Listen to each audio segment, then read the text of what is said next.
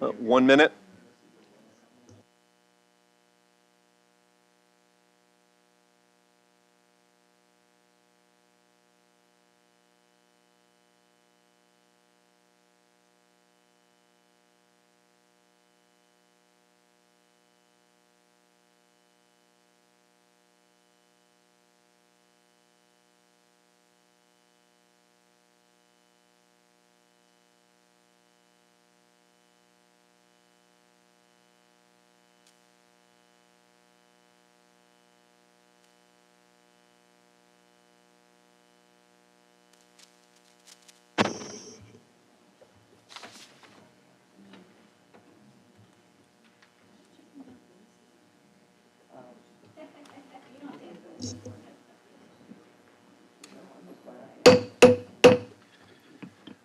I will now call to order the June 4th, 2024 meeting of the Goochland County Board of Supervisors. We will now hear our invocation led by Pastor Neil McLaughlin of Corinth United Methodist Church, followed by the Pledge of Allegiance led by Vice Chairman Tom Winfrey. Please stand as you are able.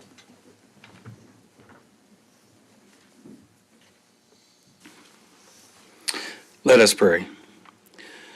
Merciful and loving God, you are the author of life and the source of all truth.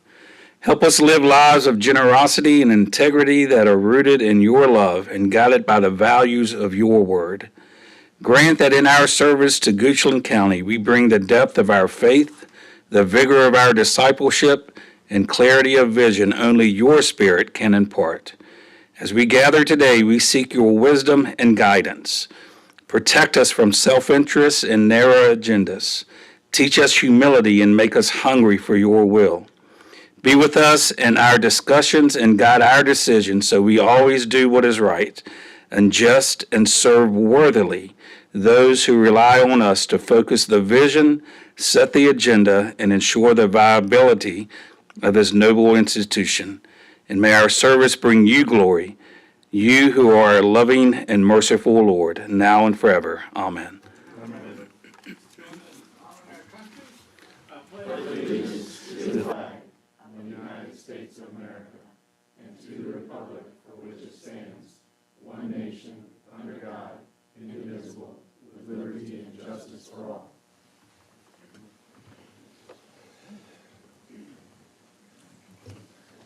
Thank you. I'll lead off with some brief comments. Anyone who came from outside is well aware summer is here. I will turn your attention to the last page of our agenda, which shows we do have, with County Administration and the Board of Supervisors, a very busy summer with a number of items on the agenda. So please refer to the upcoming July items, like I said, on the last page, on pages 4 and 5 of your agenda. Additionally, I will mention that early voting is currently going on for the June 18th primary. And finally, first half taxes are due today. So if tomorrow? Today or tomorrow? June 5th, today. So if you haven't, tomorrow. So if you haven't yet, we will be appreciative, but additionally, just go see the treasurer's office. With that, I will turn it over to Vic Carpenter for his comments. Mr. Chair, members of the board, just two items to bring to your attention as a reminder. County offices and facilities will be closed in remembrance of Juneteenth on June the 19th, and also on July 4th as we celebrate our nation's founding and independence. All county facilities will be closed those days. Would also remind the board that myself and Mr. Gillespie will be out of town for the last half of this week as we attend the annual conference of county administrators for the summer, but we'll be available as needed. That's it. Thank you, Mr. Carpenter. As a result of the request by developer Sydney & Sydney to defer the public hearing RZ-2024-1 at the 6 p.m. meeting shown as item 1 in your agenda packet for tonight's meeting, there will be a vote to defer that item to a future date. Fellow supervisors, are there any other requested changes to the agenda?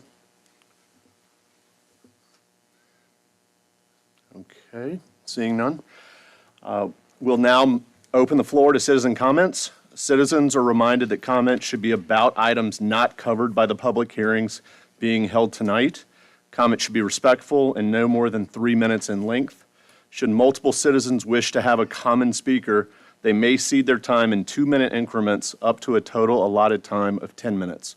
Per Board's Rules of Procedures, Section 3.2, a reasonable period of time intended to be no more than an hour is allocated to citizens' comment period. I will now open up to citizen comments.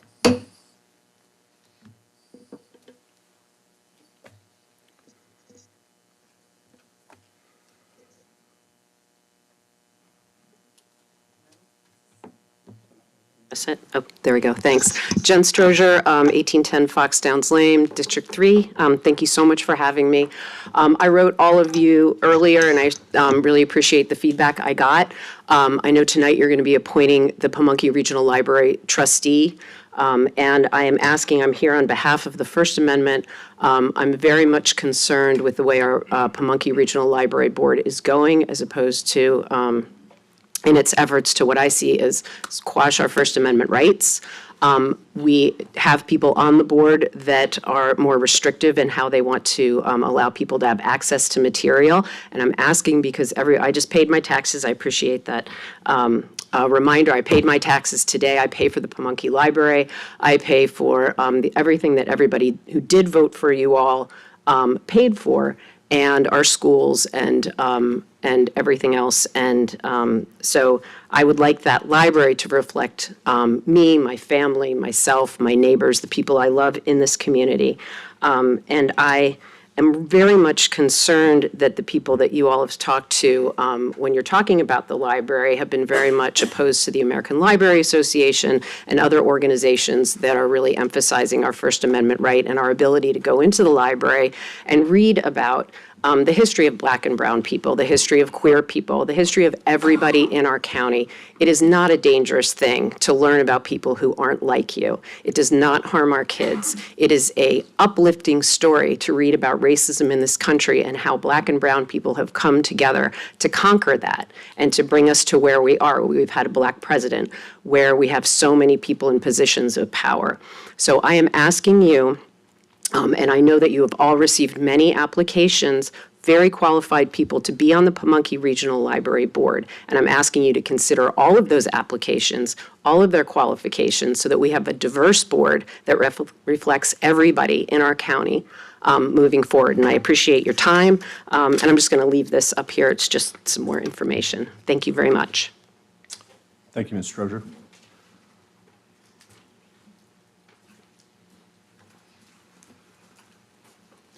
Good afternoon, members of the Board of Supervisors and staff. I'm Keith Burgess, District Manager for the Monacan Soil and Water Conservation District, and I'm speaking on behalf of the Board of Directors.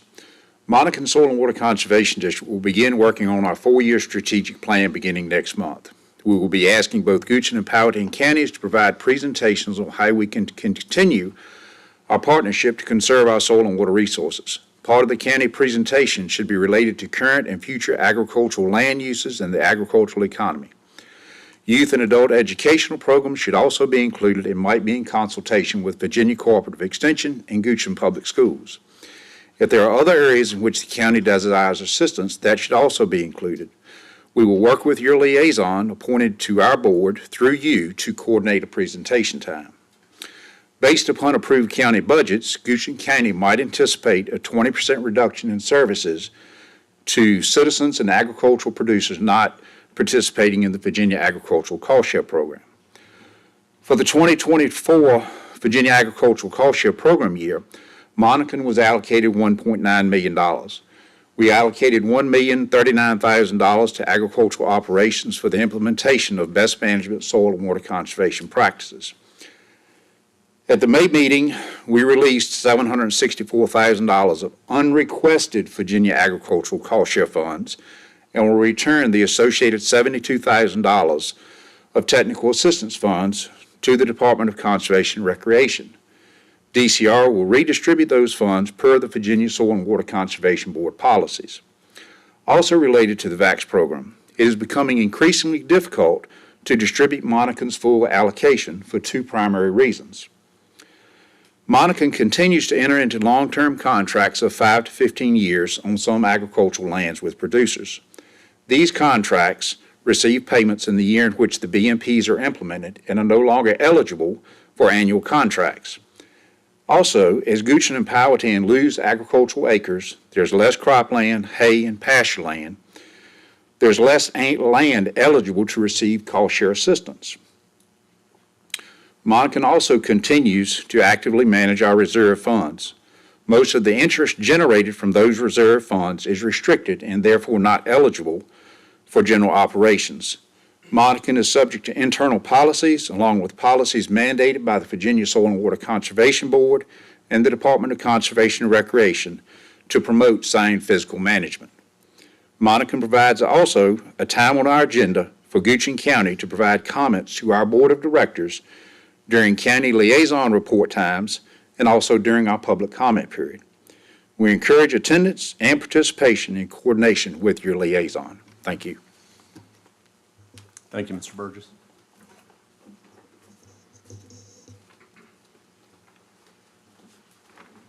Hello, everyone. I'm Barbara Sloan, District 3, Maidens. I have served with Barbara Young on the Pamunkey Regional Library Board of Trustees since last summer, when you appointed me to replace a departing trustee. I am honored that you put your trust in me. Before I agreed to the position, I met with Barb Young, who at the time was not the chair.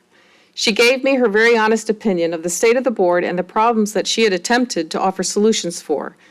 She at the time was thwarted at every turn due to the composition of the board at the time. Barb has been our chairman since last August and hit the ground running. She created a thoughtful, focused path to update our obsolete bylaws. She takes the fiduciary responsibility of the board and the use of taxpayer money very seriously. When we were informed by Hanover County, our fiscal agent, last fall that our fiscal year 22 and subsequently our fiscal year 23 audits were late, we were caught by surprise, as the library director had led us to believe the process was moving along and completion would be imminent. Clearly, that was not true. Barb formed an audit group and with the Hanover County administration members instituted weekly Zoom sessions with the CPA firm and library staff to get real-time audit updates. We had no choice but to approve funds for a CPA's assistance with financial statements and other audit tasks that we were told were being handled by library staff. It has been made crystal clear to our library director that there will be no grace period for the fiscal year 2024 audit. It will be delivered on time, period. Barb has included our general counsel to assist in updating our old, poorly formatted policies. We are peeling back the layers to reveal transparent financial accountability and reporting to the taxpayers of Goochland, Hanover, and King William.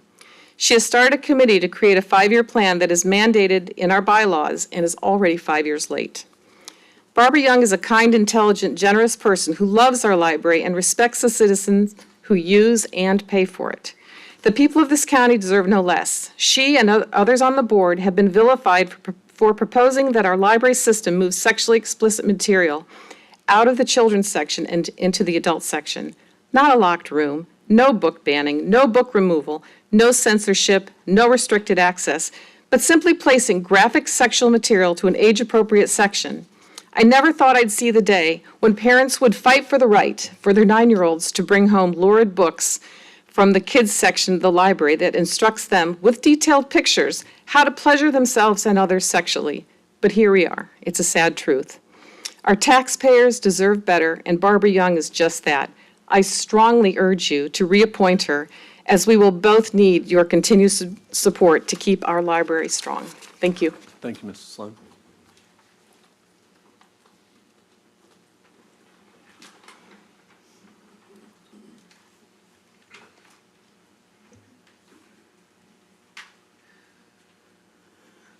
Good afternoon. My name is Wendy Hobbs, and I live in Sandy Hook. I actually stand for two reasons, Mr. Carpenter. I'm going to tell you this every year when you do your announcement that Juneteenth is the Independence Day for slaves. And I would appreciate this board acknowledging that publicly as we do July the 4th. The other thing that I want to speak to is the library. I'm gonna be honest with you, I haven't kept up with a lot of the rhetoric that has been going on with the library. But I do stand here to say that whatever decisions are made, we need to ensure that we have a diverse board that governs what goes on with the library. The only person that I do know that's on the library is Barbara, and she just spoke. I have no opinions about anyone else, but I do think we need to have diversity. We need to have different views on the board to ensure that all citizens' views are represented. And I would say, as we know, as we celebrate Juneteenth, slaves were not allowed to read. And if you go back a little further, come forward a little further in the 50s and 60s, libraries were not available to Black people as they are today. And people couldn't go freely into the libraries. And our citizens are diverse, and we should have a library that represents that. And I've heard of libraries pulling out of the Pamunkey system, and I question how is that going to impact us as citizens when it comes to providing the funds needed to support the library. I don't know if you were here when the Friends of the Library were developed to even get a library in this county, in a rural area. I grew up in a rural area that we didn't have that pleasure. You had to go to the city. We have a library here, and what I ask is that you as a board support our library, it's more than books in the library. It really is. People use the internet and everything else there, applications for jobs, and we just need to ensure that that does not be put at risk at any level. And I ask that you all keep that in mind as you make your decisions about who you select for the library board, but also make that decision in the interest of all the citizens of Goochland County. Thank you. Thank you, Ms. Hobbs.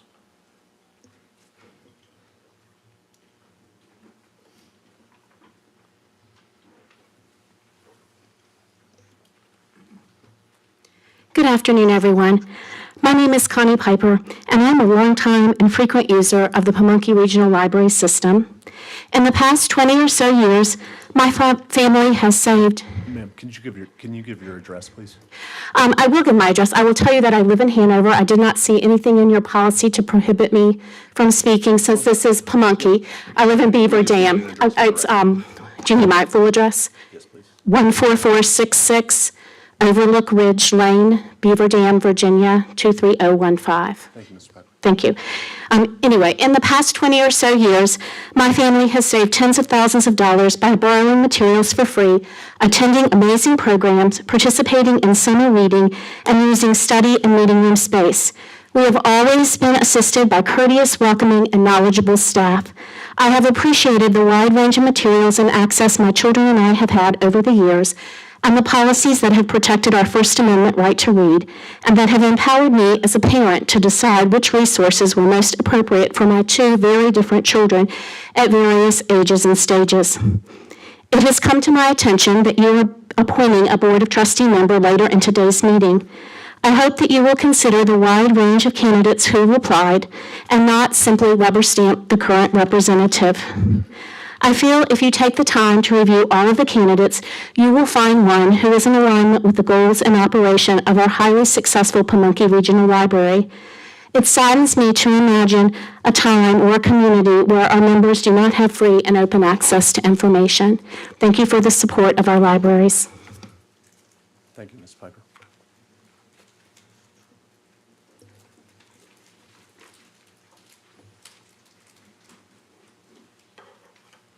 Good afternoon, Mr. Chairman, Board, Mr. Carpenter. My name is Anita Heil. I live at 3752 Robinson Road.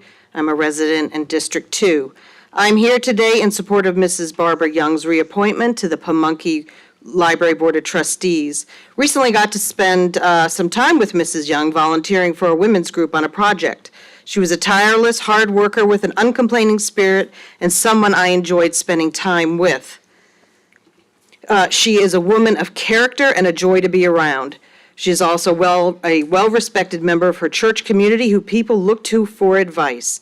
I believe she will continue to serve our community well and with that same spirit. Thank you for your consideration. Thank you, Mrs. Heil.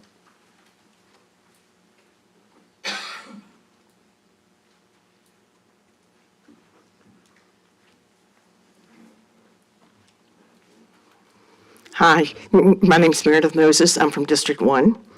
And I'm here to support Barbara Young as a trustee of the library. She takes her responsibilities seriously. She cares about our people, our library, our families, and I hope that you guys support her as well. Thank you. Thank you.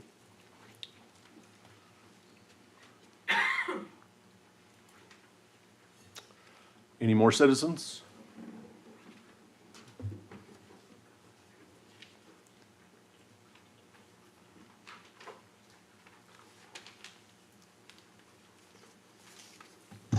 Hello, I'm Brett, 2345 Deatontown Road, Goochland, District 1. Brett, last name? Oh, I'm sorry, Schoolcraft. Okay, Brett Schoolcraft. thank you. I'm here also to talk about the libraries. And let me first say, I'm gay, not that crazy, but the sexually explicit material that other people have mentioned in this meeting, I think is not respective to what is actually happening. I think that there are a lot of people who are just like me, who were younger when they realized they were gay, and it's not that crazy to read books about other gay people, okay? And I think we need to recognize that, and they're not sexually explicit. It's not pornography. It isn't graphic.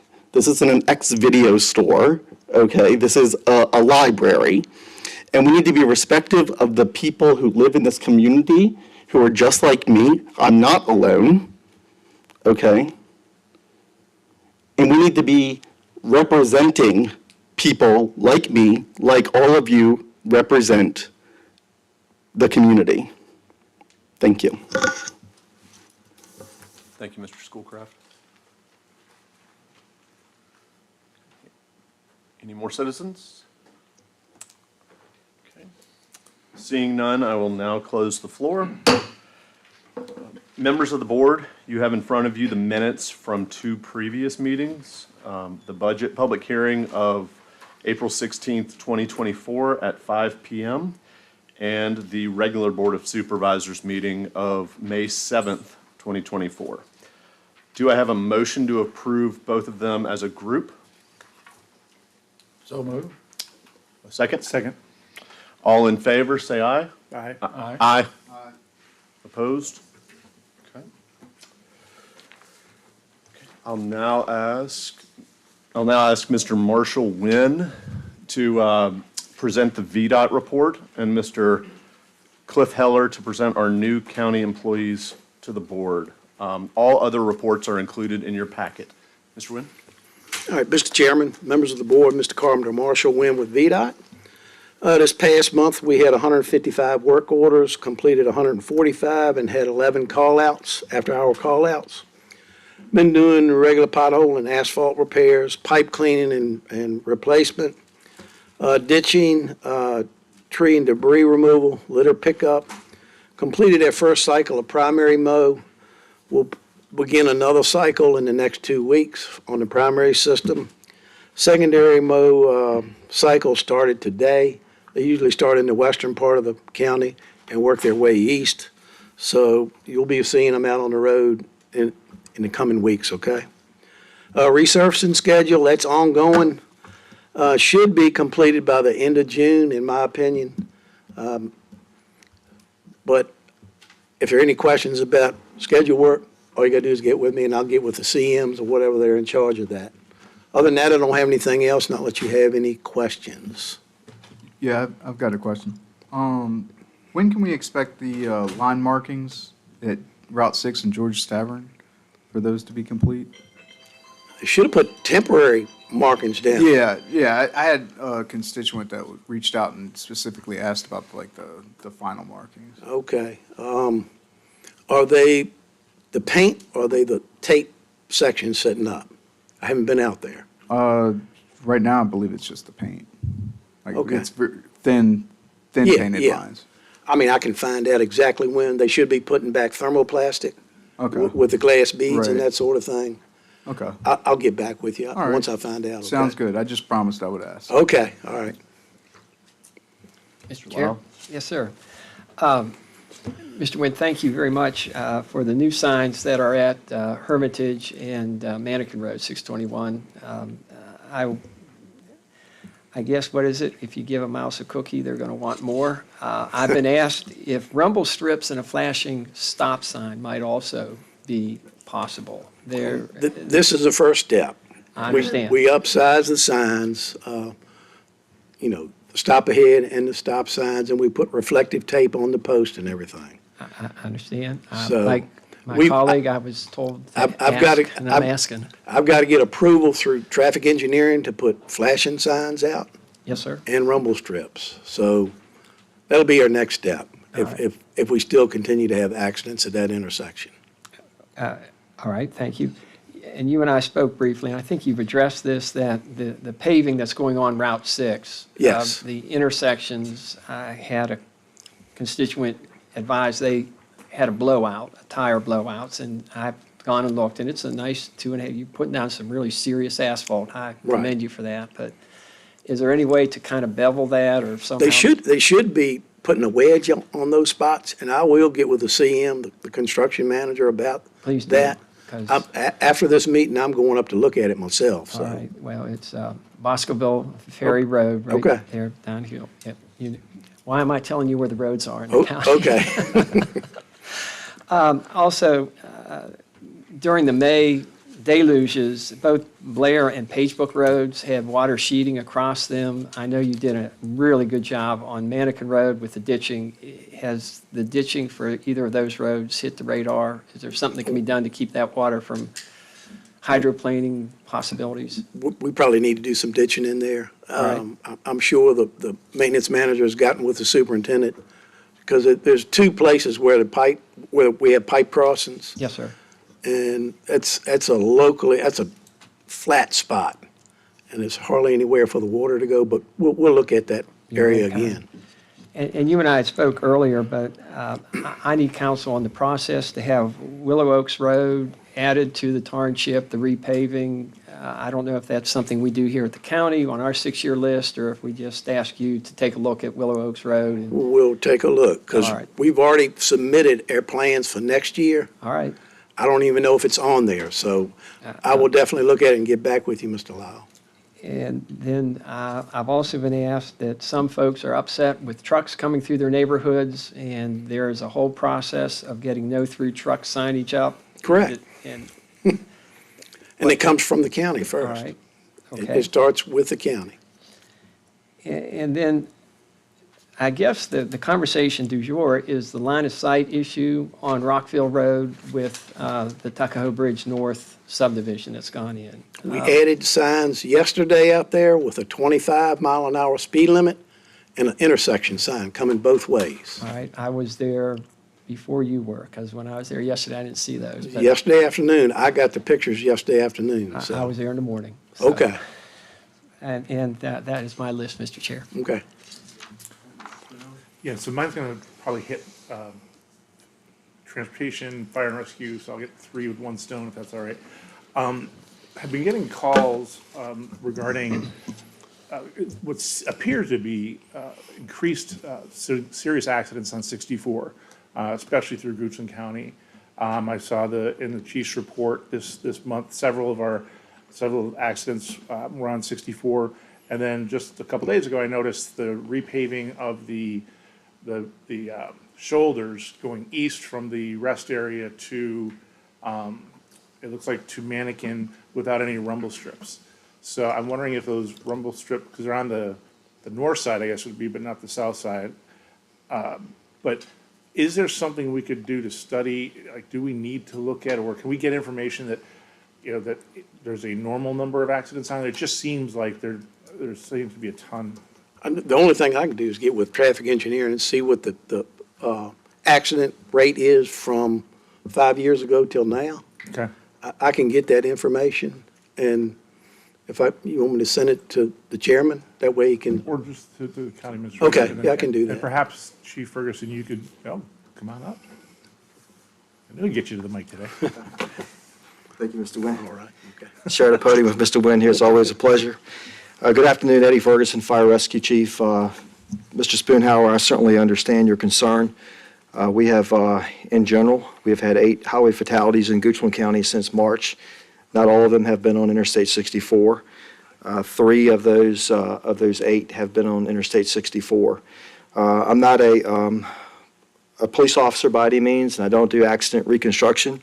But what I will tell you, one common denominator I see in all these crashes is excessive amounts of speed.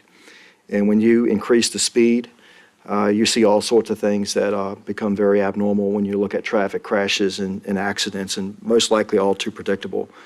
We are certainly concerned about that. Some have been on our secondary roads throughout the county, and I won't go into any details in respect for those who've lost their lives, but certainly we are concerned as well. But again, in the majority of those, what I believe I know and what I saw was excessive amounts of speed. Just changes all those dynamics of kinetic energy and the way things occur. So that's my take on it. And fire rescue, certainly thoughts and prayers go out to all the families who've lost loved ones. And I hope this is coming to an abrupt end, like immediately. Thank you. I'm with you. Chief Ferguson. Absolutely. Yes. Mr. Wynn, I know a couple years ago, they were talking about doing some mediation with taking down some of the trees that might help. Is there a safety corridor study that could be done? On 64? Yeah. They got a pilot program that they're talking about, but it's only a mile section in Goochland. Okay. It's not holistic like what they're doing east of, going toward Hampton Roads. That's a widening job is what they're doing, so, Okay. All right. Well, thank you very much. okay. Any other comments from the board? Thank you, Mr. Wynn. Thank you. And Mr. Heller?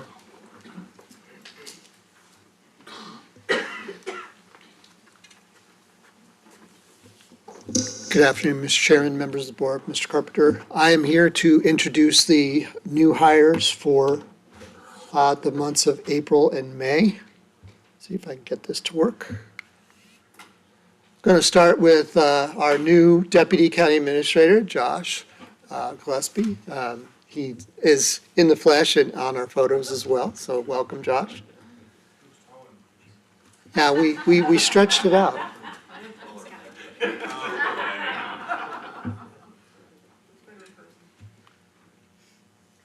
Oh, it's down here. I didn't even think about that. In the beginning. There you go. Thank you. Our next person is in Parks and Rec. That's Jamie Walker-Steed, our office manager. She's right over here. Welcome, Jamie. Thank you. Our next is real estate appraiser Kristen Wyatt, and she's also with us today. Hey, Kristen. And then we have Don Lefwich, our new solid waste and recycling manager. Don. And Joe Rosano, our new Parks and Rec facilities manager, repping our Parks and Rec swag. Chili Childress, our animal shelter attendant. I don't think she could make it. She's part-time. And new fire rescue EMS officer, Matthew Terhune. So welcome to Goochland County to all new employees.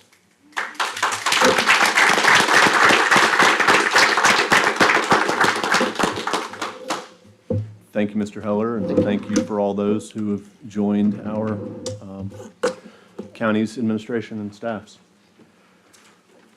Do any board members wish to report on any regional boards that they're serving on? Mr. Chairman, I do have just a brief update on I'm just going to use acronyms, RRTPO, Richmond Region Transportation Planning Organization.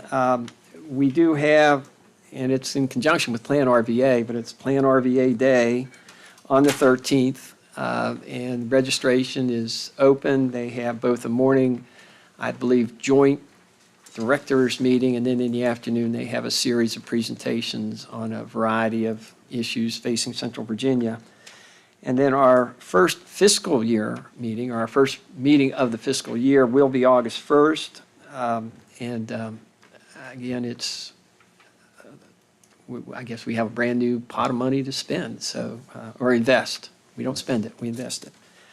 I also will mention that historically, there has been a slot available to a planning commissioner, and that has not been filled by past boards, which was the decision that was their decision. But Dwayne Cosby, who's the 5th District Planning Commissioner, was doing his due diligence and homework, saw it was vacant, and inquired whether that's a position that he could fill. He's willing to. I don't have any more information than what Ms. Bess Kawitz has shared with me, and she gave me the fortune cookie version. But if there is an opportunity to have one of the planning commissioners more engaged, I'd certainly welcome that opportunity. But if there are underlying reasons that maybe isn't a good idea, I'm appreciative of that as well. So that's the RTPO world. Thank you. Thank you, Mr. Lyle. Any other reports from the board? Okay. Thank you. We'll now move on to the consent agenda. I will ask Mr. Vic Carpenter, our county administrator, to summarize the items under consent, and then we'll seek a motion, either as a group or taken individually. Mr. Carpenter? Mr. Chair, members of the board, there are 8 items that are on the consent agenda today. The first, item 6069, is a request to set a public hearing for July 2nd, 2024, to consider an ordinance amending Goochland County Code Section 13-105, which is exemption for farm animals, agricultural products, farm machinery, farm implements, and equipment, to update the personal property tax exemptions categories for farm vehicles consistent with state law updates enacted by the 2023 Virginia General Assembly. The second, item 6076, is a request to set a public hearing for July 2nd, 2024, to consider an ordinance repealing Goochland County's Code, Chapter 5, the Stormwater Management, Erosion, and Sediment Control in its entirety, and replacing with Chapter 5, Erosion, Stormwater Management Program, to update the county's ordinance with new state laws and regulations, and amending Appendix C to the county code, the fee schedule, to combine the stormwater management and erosion and sediment control permit fees and revise permit names consistent with the new ordinances. The third item, 6054, is a resolution amending the fiscal year 2024 Goochland County budget by budgeting and appropriating $1,177,775 in the Capital Improvement Program Fund for the Oilville Road Interchange Project.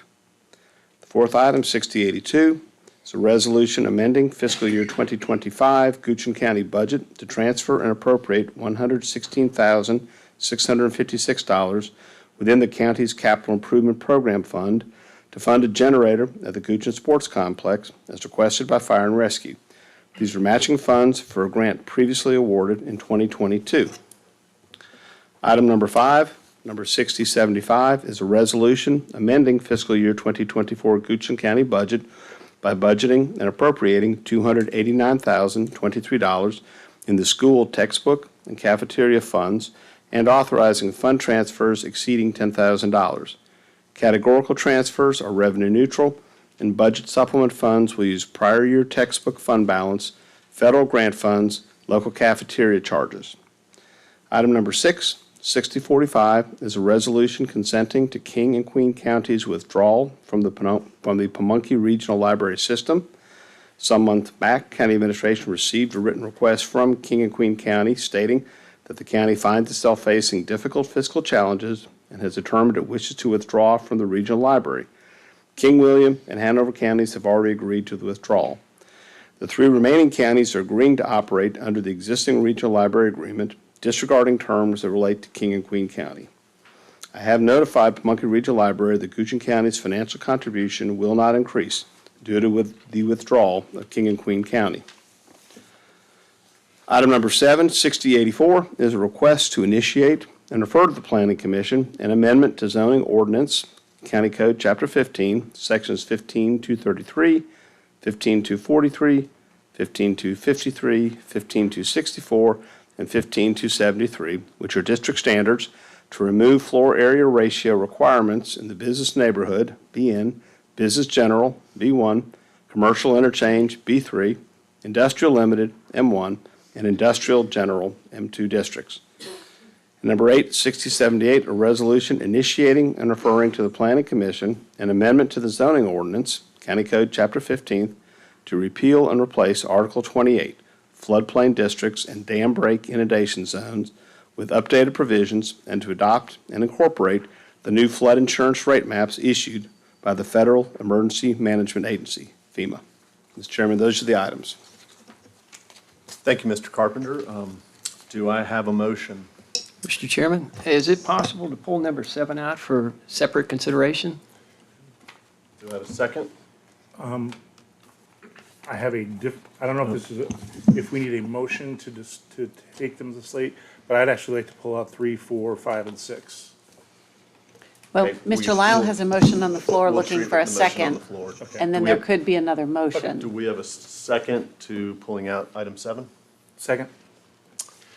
All those in favor say aye. Aye. Opposed?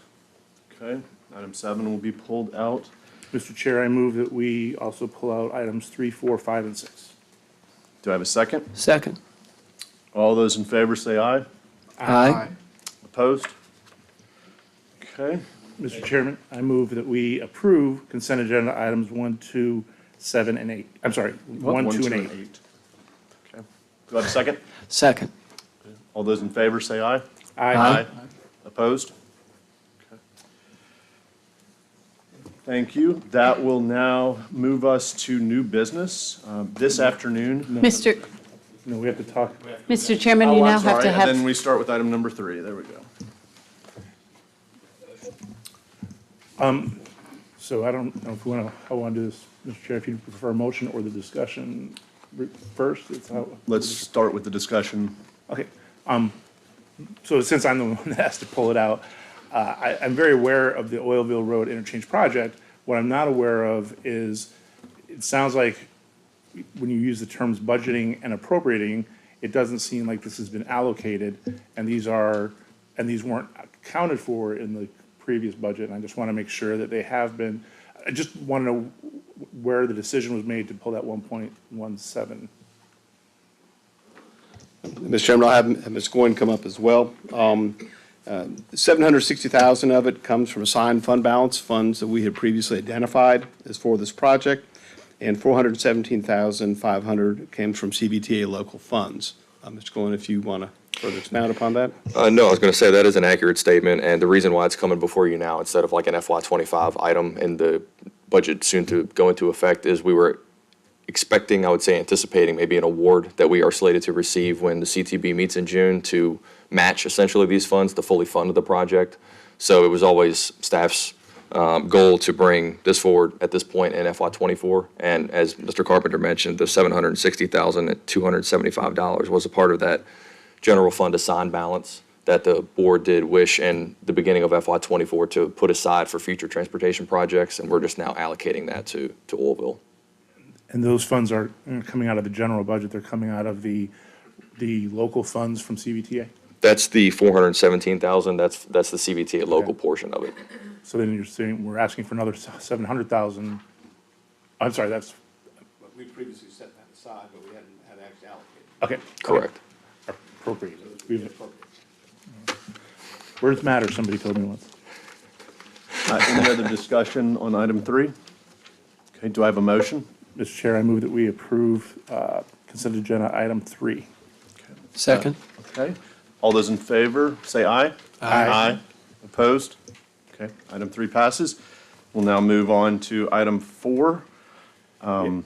Any discussion? Yes, Mr. Chair, I'd just like to know more about this generator. I hadn't heard of it. Mr. Chairman, members of the board, a grant was issued back in 2022 that would allow us to put a generator at the Goochland Sports and Rec Center behind us. That was so that we would have an emergency center. As you recall, when we had several weather incidents that came, we had no place with power. So the grant was received, but we couldn't spend it when we received it because we had an open grant, and they have a policy that you can only have one open grant at a time. So we had to finish finish that grant up in order to allow us to go forward. The chief and Ms. Hillman had come and asked, now that it had been closed, that we move forward with this opportunity. and they can further expound upon that aspect of it. Thank you, Mr. Carpenter. I'm joined here at the podium by Emergency Management Coordinator Robin Hillman. And I'll just give you a little background on this generator grant. This came to be after the January 2022 snowstorm, and I'll let Ms. Hillman actually cover some of the reasons why the site here at the Goochland Sports Complex is a good location for a shelter. But what I would like to say up front is that when we got to the point to get ready to procure this generator, we realized that the matching funding did not exist in other departments' budgets, nor our department's budget. So we're not asking for any additional funds to be appropriated to fire rescue. We're going to look into the CIP, the way it was funded and approved in the budget, to find these matching funds. You may say, well, how do you have that kind of money sitting in the CIP when you have all these other projects? And the short answer to that is we have a pharmacy project in there for $400,000 for regional drug box replacement program. And since we've worked on the CIP and since the budget has been approved, the Virginia Board of Pharmacy has made some amendments to the regional EMS medication stocking policies, which allows it to be a little more manageable and a little less expensive. Still going to be a heavy lift for our department and other agencies across the state, but we don't think we'll spend the full $400,000 for that project. So the generator is a very important thing to us for sheltering and emergency management. I'm going to let Chief Hillman talk to you about why this is a great site for this. Thank you. Thank you, Chief Ferguson. So the benefits of us using that site as a emergency shelter are several. First of all, we went into a recent memorandum of understanding with the American Red Cross so that they can manage a shelter for us should we need them. And that is for that particular location as well as the Central High Complex. We also are in close proximity to the Department of Social Services at this location, and Department of Social Services is actually responsible for managing and operating a shelter unless we designate it as an American Red Cross shelter. It is also manned on a regular basis by the Parks and Recs to help us get started in opening the shelter. So I think those are some significant benefits. We did open it partially in 2022 for the winter storms after we closed the one at Byrd, and it is centrally located. Are there any questions? Mr. Christie? Sorry, having some microphone issues. So, assuming we approve the generator, will Byrd still be a location for the western part of the county? Yes, it will be. So shelter designations are determined based on impact at the time of the event. Okay, thank you. Mr. Boone? Yeah, thank you. Thank you very much. Thanks for having to be put on the spot. Can you tell me, I remember we applied for a grant for the Central High generator, and the reason it was chosen for Central High as emergency shelter was because there was potential showers, and we couldn't get one for this facility because there were no showers available. So how is this different than that? So the showers are not required for us to have the generator. We do hope that in the future that we'll be able to put some showers at this location to make them operational, and we're looking at potentially using some grant funds with that as well, at another grant in the future. So is this for matching grant? Is there a grant associated with this? Yes. The 220,000? Yes, So and this what is. are the stipulations or requirements that are attached to that grant? So for this particular The grant, strings, yeah, what I'm yeah. thinking. So we have to match, I believe it's 40%, or is it 60%? Do you recall? 40%. So the 40%. grant, this is an identical grant to the same grant that was used to put the generator in at Central High School. And as Chief Hillman indicated, it's 60% funded by the Virginia Department of Emergency Management through FEMA.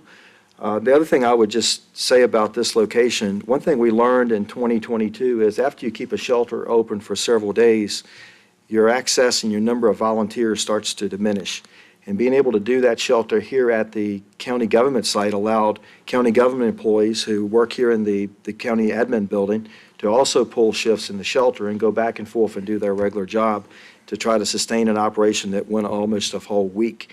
The other thing that I'll tell you is, and I know our Chief Hillman will back me up on it, is in this area, we look at Goochland Cares and we look at the YMCA And the YMCA doesn't have a generator, and so when we lose electricity in the courthouse area of the county, we saw this with the tornadoes that same summer in 2022, we lose our shower and power sites, and we also have a location there at the Virginia Department of Corrections, 1900 River Road West. So all in all, it looks like a good operation. We were able to use this in the snowstorm, and we were fortunate that the courthouse did have power, and we didn't have that issue to contend with. My last question, Mr. Chair, is we've seen in the past where generators have been, not from the county side, but has the cost of the installation of the generator been included in this? It is. That's all included. I'll tell you that this carried across several budget years. You know exactly what I'm referring to. And certainly, that generator started out at like 220, and then by the time you get around into buying it now, I think it's 251,000. And General Services Director confirmed that it does include the cost of installation. There may be a transfer switch that might be needed, but the major part of the installation is included in the cost. I'll tell you that the Virginia Department of Emergency Management, they had some reservations about allowing Goochland to have 2 generator grants open at the same time. They'd like us to finish the first one before they granted us a second one. But they also understood the supply chain issues that resulted as the pandemic, and they made a special exception and allowed us to have a second generator grant open with the strings attached. Got to complete the first one before you can actually do the second one. So it's all based was a supply versus demand issue, and I appreciate the questions. Thank you, Chief. Thank you, Ms. Hillman. Thank you, Mr. Chair. Mr. Lau? I think my question has been answered, and that is, this is not replacing Central High School. This is in addition to, because I did have recall that we pursued the Central High School. And then this is almost more of a down the road, but we really don't have emergency sheltering in the eastern part of the county, do we? So we do have a agreement with St. Matthew's Church through the American Red Cross to be able to open them as a shelter in the eastern end. And do they need a generator? They probably could use one. They do not have one, but we can look at that with future grants. Okay, I appreciate it. My questions are answered. Thank you, sir. Just one more thing that I'll mention regarding Central High School. That's a great site, and if you think about what you have in the Sandy Hook area with the Chelsea Rehab Nursing Home and so forth, there is an agreement on file, right, where we can they can use some of our facilities for a short period of time if they were to have a situation across the street and need to stage some residents until they could be placed in another one of their facilities. Wasn't there a water main break? Wasn't there a water issue last time? Yes, sir. There have been water issues there at Chelsea Rehab, and I know they're working to make those renovations and improvements. And fortunately, none of those residents were displaced during the water pipe break that occurred in the facility. But in the very beginning, it appeared they may be, but it did not actually happen that way. Thank you. Thank you, Chiefs Ferguson and Hillman. Do I have a motion? Mr. Chairman, I move that we approve consent agenda item number 4. Second. All those in favor say aye. Aye. Opposed? The vote carries. We'll move on to consent agenda item number 5. Do we have discussion?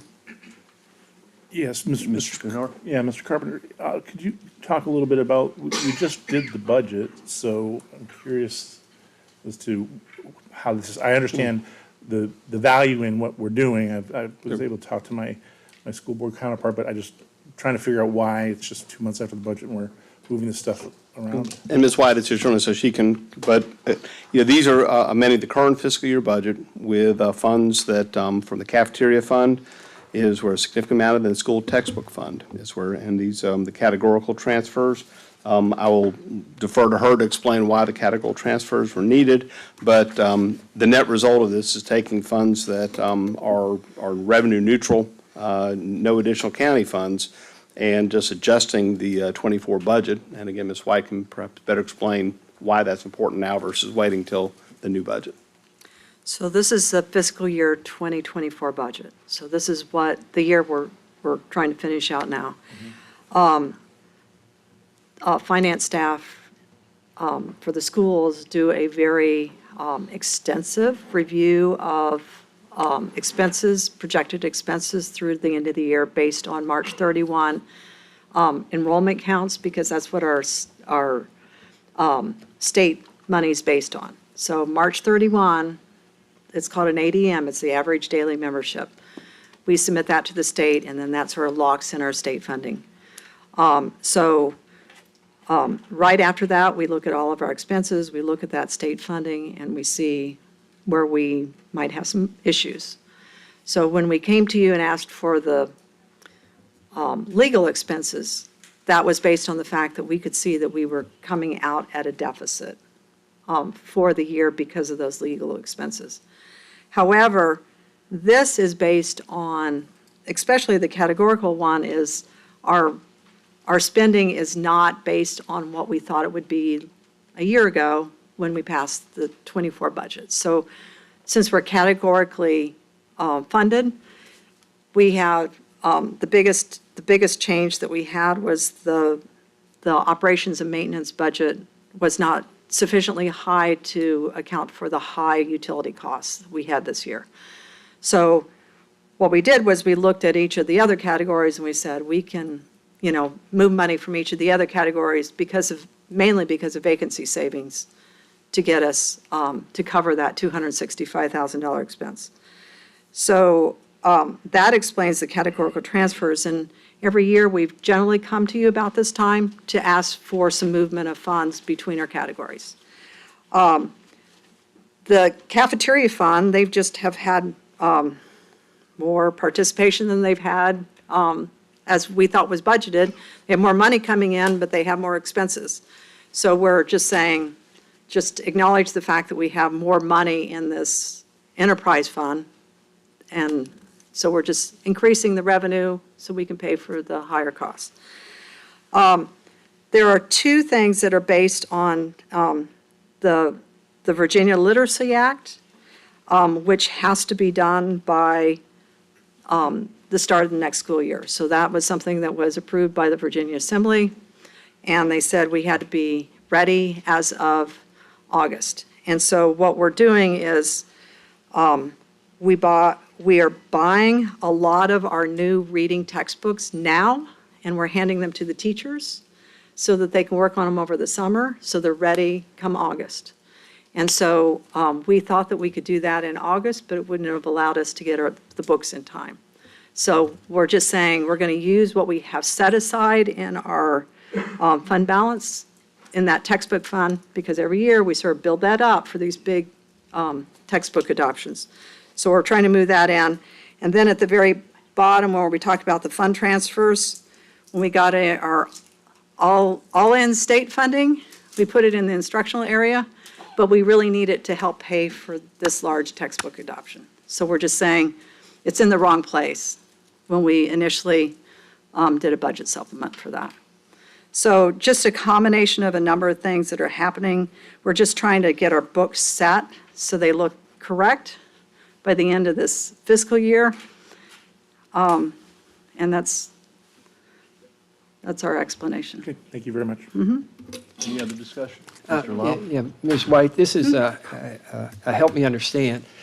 Cafeteria fund is separate and unique, is that correct? It does not, it's a standalone, It is self-funding? supposed to be self-supporting. You used the word supposed to be.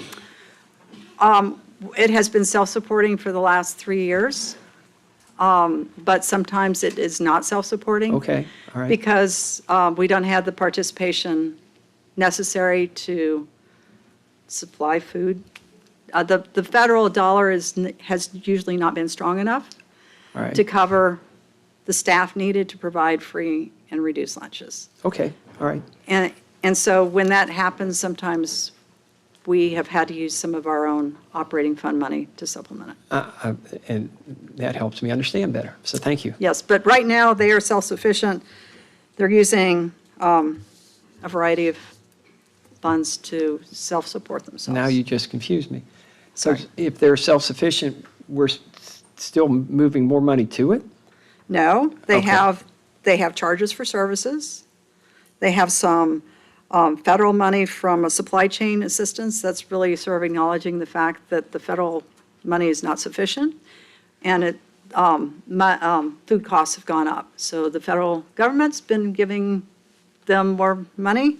And then because of the higher participation, we've got a little bit more money coming from just the regular dollar something that they give for every free and reduced lunch.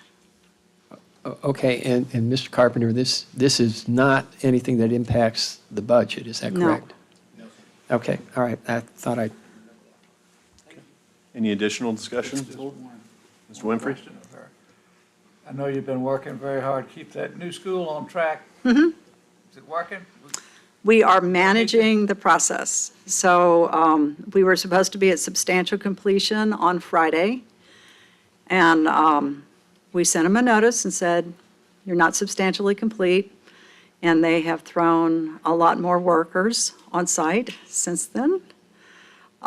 So they are in violation of the substantial completion date. And, but we are not worried. We know that the school will be ready by August. We are keeping our open house date to July 18th. We feel confident that, Ribbon cutting? yes, the ribbon cutting open house. It will be ready for the public to walk through by July 18th. Any other discussion? Okay, seeing none, do I have a motion? Mr. Chair, I move that we approve consent agenda number 5. Do I have a second?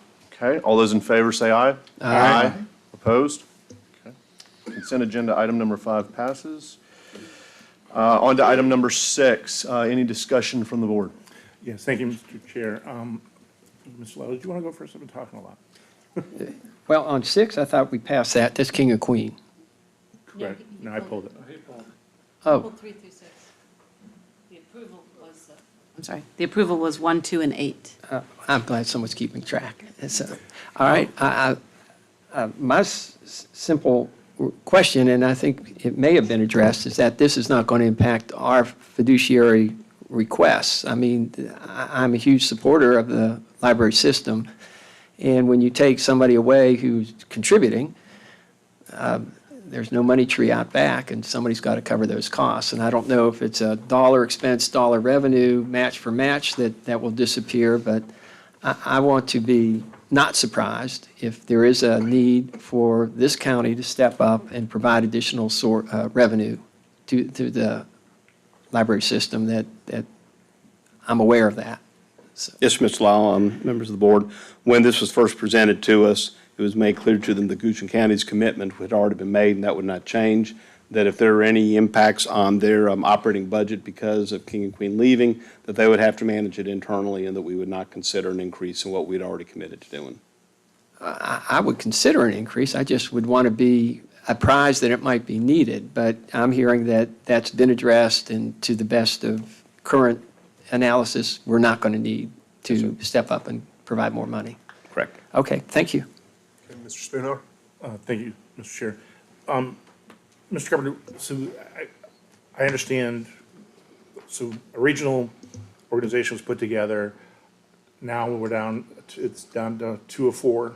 It will be Hanover and Goochland, is that correct? No, sir, this will put us down to 3 of 4. So King and Queen Okay. is the one we've been talking about for this last year. King William is the 3rd county, and that's a county that may come up at some point in the future as well. Okay. But they are still members of it, so it still remains at 3 if this approves by the board.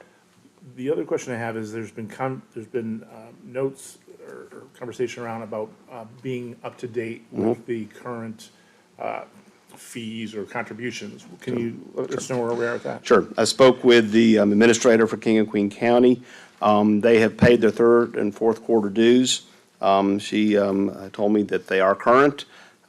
She said that there was some very slight discrepancy between what they were told they owed and what they thought they owed, to the tune of about $4. So if they were to send a bill for that, they would pay that, but that they were current in their dues. Okay. So what does this do to the voting balance of, because now, I mean, obviously, our votes are commensurate with how much we contribute. Right. So the voting balance had been set up where Hanover County had 4, and the other 3 counties had 2, for a total of 10 votes. This will take away their 2. The share does not really change, though. Hanover County remains at about 72% of the population and the budget. Goochland County is down then in about, 16, 15%, along with King William County. So the share that we have doesn't change with them pulling out.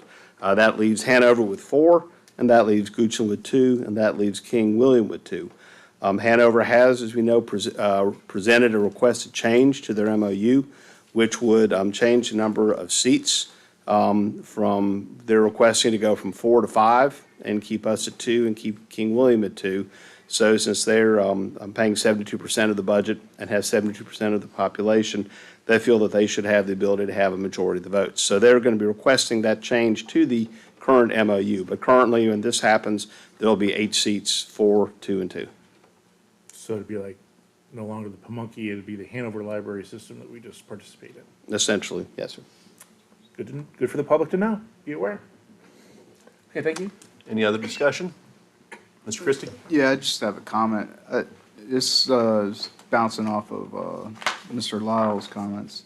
I would just like to say that before we offer to add monetary contributions to the library system, I'd like to see more services rendered for that monetary contribution. That's all.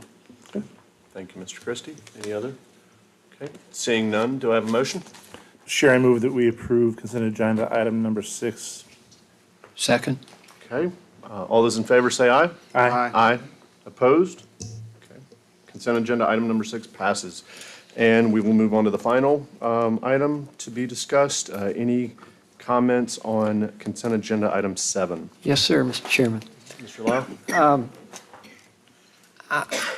As I think most of us are aware, there's been quite a bit of discussion on floor area ratios. And once again, a little bit of knowledge can be dangerous. And I took the Land Use Planning Commissioner course that's offered by VCU, and floor area ratio was one of the topics down there. I've also had the privilege of meeting with a gentleman by the name of Mike Chandler, who is really the godfather of the Planning Commission course down there. He's now a resident of District 5 and has been very generous with his time.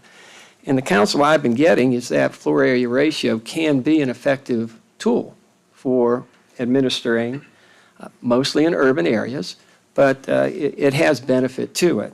And if there's a concern I have, which I do, is that the word in the motion or the consent item is to remove these. And all the learning, which is shallow and not extensive, is that removing it may not be in the best interest of the county because it is a management tool.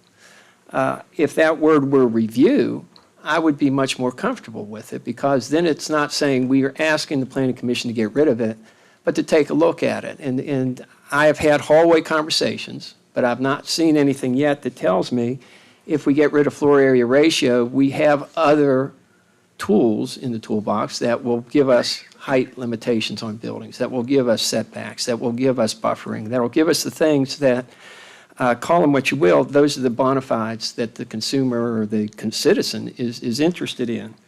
I've equated it to be wearing suspenders and a belt, but before I take my suspenders off, I want to make sure I got a belt. And I'm not sure. I'm not there yet. No one has given me a grid that says if we remove FAR in this area, in this area, in this area, we're still covered because we got this over here, this over here, this over here. So it may simply be I'm slow and I've not grasped the nuances here. But before we ask the Planning Commission to consider removing a tool, I would like to be much more comfortable that we are not removing a safeguard or a planning tool that really benefits our community. And so that's why I would like to either see this deferred or rewritten and use the word review instead of remove, and I am completely clueless how to make an amendment to that effect. So my counselor may be able to pull me out of this, or it may be she can't. That's my comments, sir. I believe you would be able to make a motion to approve as amended and amend the word review. Man, I want to sit next to you next year. The mics work fine. Okay. Well, with that being said, Mr. Chairman, I would move that we approve, whoops, I'm sorry. We're still at discussion. Thank you. Any other I got a little ahead of myself. Mr. Winfrey?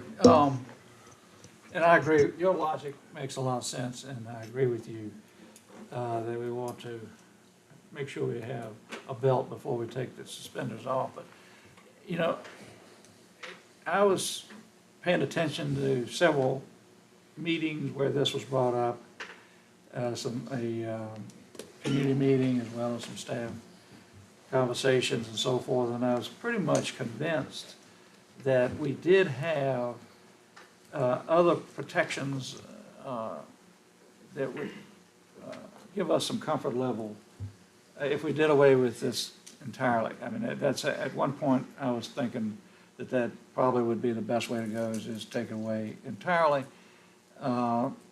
Being aware, and I'm not sure of all, but I think all, but maybe at least most of our surrounding municipalities don't have it at all. And I also am mindful that it may be, if we layer on, you know, we've got these protections one place, and then we layer on somewhere else, you know, is it becoming an impediment to economic development? And, you know, certainly I want to go on record being supportive of economic development. Mr. Spanhauer? I have a question for Mr. Carpenter. As it's sent, my experience, we haven't sent a lot of things to the Planning Commission like this. Are we restricting them either way? If we say remove and their recommendation is to not remove, but are they able to make changes or recommend changes? Or is it strictly they have to remove it if you send it that way? And I would somewhat defer to the attorney on that, whether they can consider something different. So I'll just. The board action that is before you is a simple referral. You're going to refer a proposed ordinance amendment, and you would like the Planning Commission to review, consider, and make a recommendation, report back to you on it. The word remove is one word that's describing the ordinance amendment that's shown, because there are places where FAR is removed in certain of the sections. So you're not making any action to remove. Your action is there's an ordinance amendment here, we'd like to refer it. And that referral includes full consideration by the Planning Commission, which can include, and has in the past, include changes to the ordinance that you have referred to them. They are not supposed to rubber stamp it. They're not supposed to just all nod their heads and send it back. They're supposed to review, consider it, hold a public hearing, and make their own recommendation to you. And that all could include changes to what's, from what you've referred to what they report back on. Back to the board. Yes, sir. Any additional comments? Yeah. I'd like to ask Sarah Worley of Goochland County Economic Development to come up, because it's my understanding, as Mr. Winfrey referred to, that this would have an impact on Goochland County's ability to attract strong economic development, especially again in a very competitive market against our neighboring counties in the region. Yeah, thank you, Mr. Vaughters. Sarah Worley, Economic Development Director for Goochland County. This ordinance amendment is brought to you via staff. There may be some confusion. There was an ordinance amendment that has gone through the process. You're going to be hearing it tonight, brought to you by an applicant. And this is staff's attempt at bringing it back forward with staff's recommendation that we do remove FAR from certain zoning districts. Those would be the commercial and industrial zoning districts. To your point, Mr. Lyle, there are other tools in place. There are height restrictions, there are setbacks, there are landscape requirements, there are buffer requirements, there are stormwater requirements that all limit development on a site already. And as this goes through the process, so as it goes to the Planning Commission and as it comes back to you for public hearing, staff is going to be prepared to show you what all of that would look like and how these lots are still protected. So today, it just is going to the Planning Commission. This would be a motion to refer this ordinance to the Planning Commission so it can go back through the process, and then staff can better explain our position from an economic development standpoint. Thank you, Mrs. Worley. I appreciate it. Mr. Chairman, just in response to that, I so appreciate it. And again, it's been stand-up hallway conversations. And I guess this is pre-shadow. I'm still going to make an amendment that we use the word review as opposed to remove. just because I'm much more comfortable that we're going to ask the planning commission to review it. And I'm pretty visual, and if you show me the table that says this does this, and we don't need this because we got this, then I'll probably be real good with it. And when you're ready, I have a recommendation for the process, whenever you're ready. Any other discussion? Okay. Do I have a motion? Chairman, I would move. I'm addressing Mr. Winfrey first. Mr. Lyle? I move that we approve item number 7 as presented. Do I have a second? Second. Okay. All those in favor, please say aye. Aye. All those opposed? Nay. Okay. The ayes have it. Consent agenda item number 7 passes. Seeing that we've gone through all the consent agenda items now, we'll move on to new business. This afternoon, we have.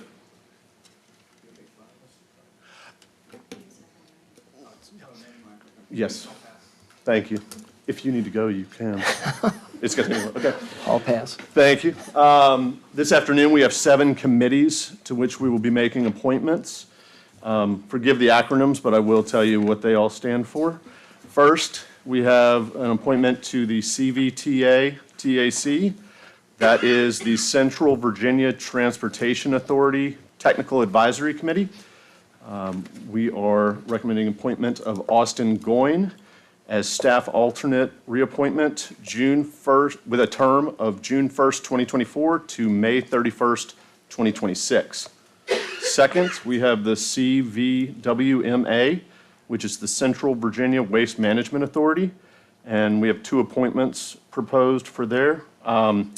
Wendy Grady as a staff delegate, reappointment from June 1st, 2024 to May 31st, 2026. And Don Leftwich as a staff alternate appointment from June 1st, 2024 to May 31st, 2026. Next, we have the Central Virginia Waste Management Authority Technical Advisory Committee with proposing Don Leftwich as staff delegate and Wendy Grady as staff alternate.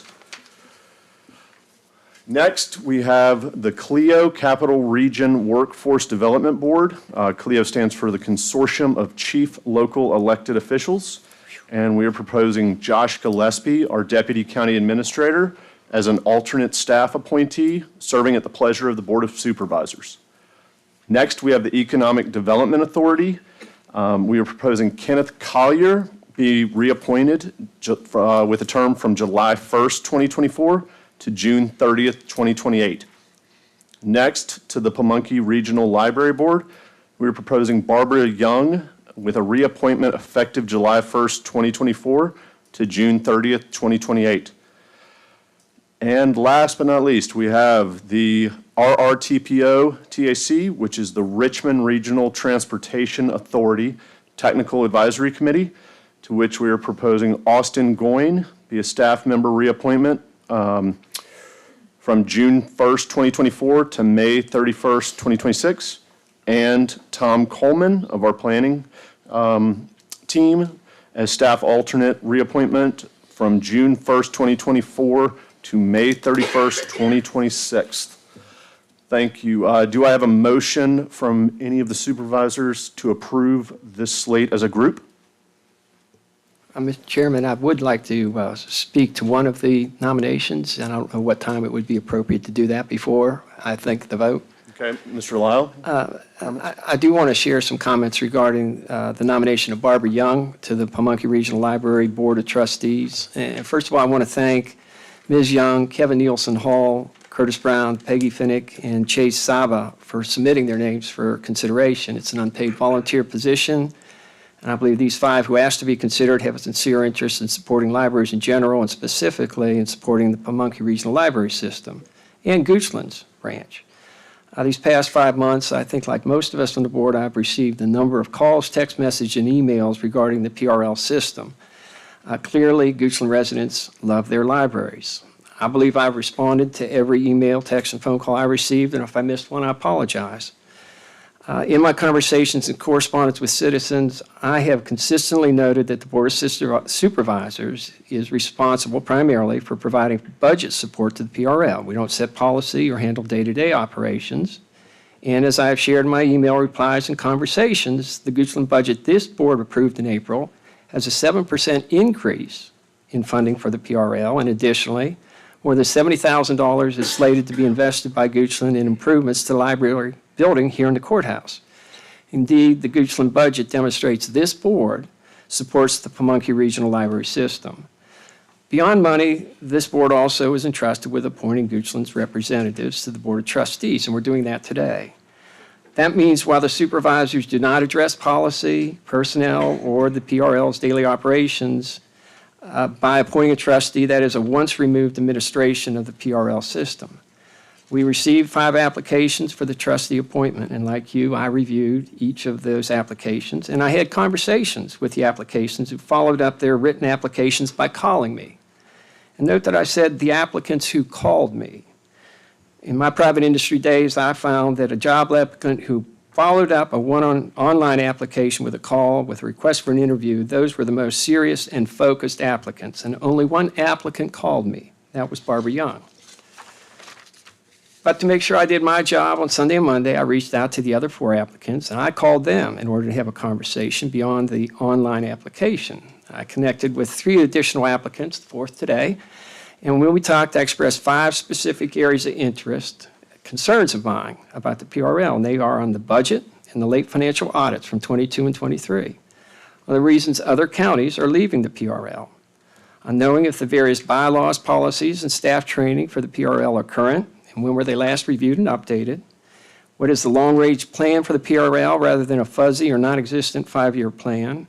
And the public confusion surrounding the role of the trustees. Are they advisory, as some have suggested, or are they governing, which is what I have read in the Virginia Public Library Trustee Handbook. So I asked these applicants 5 questions. What will you do to have the 22-23 audits completed and shared with the participating counties' boards? And what commitment will you make to have the 24 audit completed in a timely manner? What will you do to stop and possibly reverse counties from leaving the library system? How can the operational economies of scale be preserved and improved? And how and when will you have the bylaws, policies, and staff training reviewed and updated? What training will they take as a trustee to pursue regarding their education on what is needed in their performance as a library trustee? And what kind of line-by-line item budget review were they going to take? Is the PRL running a surplus? Does it have reasonable operating and capital reserves? Is it properly staffed? I don't think us on the board know those answers, and I would hope that a trustee representative would get us and make us know what we need to know. And then what financial impact will the departure of these 2 counties have on the PRL? We've heard tonight that with one departure, there is no demand on increased funding from Goochland. All of those conversations were helpful, and I appreciated the time that the applicants took. Let me say again that my focus is on the efficient operations and the financial health of the PRL. But I would be remiss if I didn't notice there's a philosophical note that has been expressed in a number of letters and calls I received. Those comments focused on the manner in which some materials in the library should be shelved and how parents should be involved in their children's book selections. Should there be an opt-in or an opt-out policy regarding book circulation? Or should there be no circulation policy for children at all? I think that children circulation policy is a very appropriate conversation to be had between trustees, staff, and the patrons of the PRL.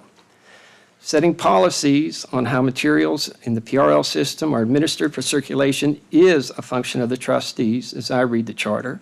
And as I noted, I believe a robust discussion regarding an opt-in or opt-out circulation policy is 100% appropriate.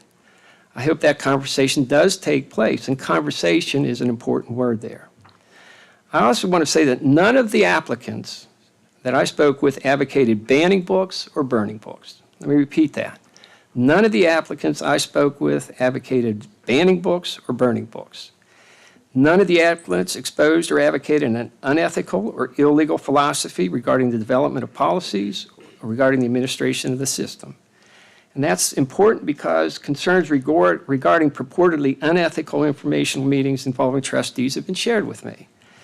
In doing my due diligence, I talked to the county attorney to hear whether conversations, informational meetings, and correspondence between trustees, county staff, supervisors, school board members, voters, and citizens can take place and be 100% FOIA and COIA compliant. I was told, yes, they can. Meetings like that can take place. And that's reassuring because as a supervisor, I want to get information, hear shared perspectives, and receive operational updates, especially if I'm going to vote on investing taxpayer money to support that organization. I want more information, not less. And I'm going to boldly suggest that there are more than 13 people in this room who have gotten calls from me asking for their opinion, for their information and their perspective on a variety of topics. And those calls, those meetings, were not always posted on the county's calendar. Some were planned, some were spontaneous. I believe all of my calls were ethical and complied with FOIA and COIA. My calls and my meetings are similar in nature to those that the trustee conversations and meetings took place that were of concern to other people. And I don't plan to stop making those calls or having those meetings. It's up to you, and you know who you are, to put my number in block call mode if you believe my calls are unethical or nefarious. If you do answer the phone, I suggest you put a 10-minute timer on it. Colleagues, I appreciate this opportunity to talk about this appointment. It's been an important discussion point for this county and this community. I will be voting on this appointment with the belief that the best interest of the PRL system can be served and that all the volunteer PRL trustees are going to more than earn their pay in '24 and beyond. Thank you, Mr. Chairman.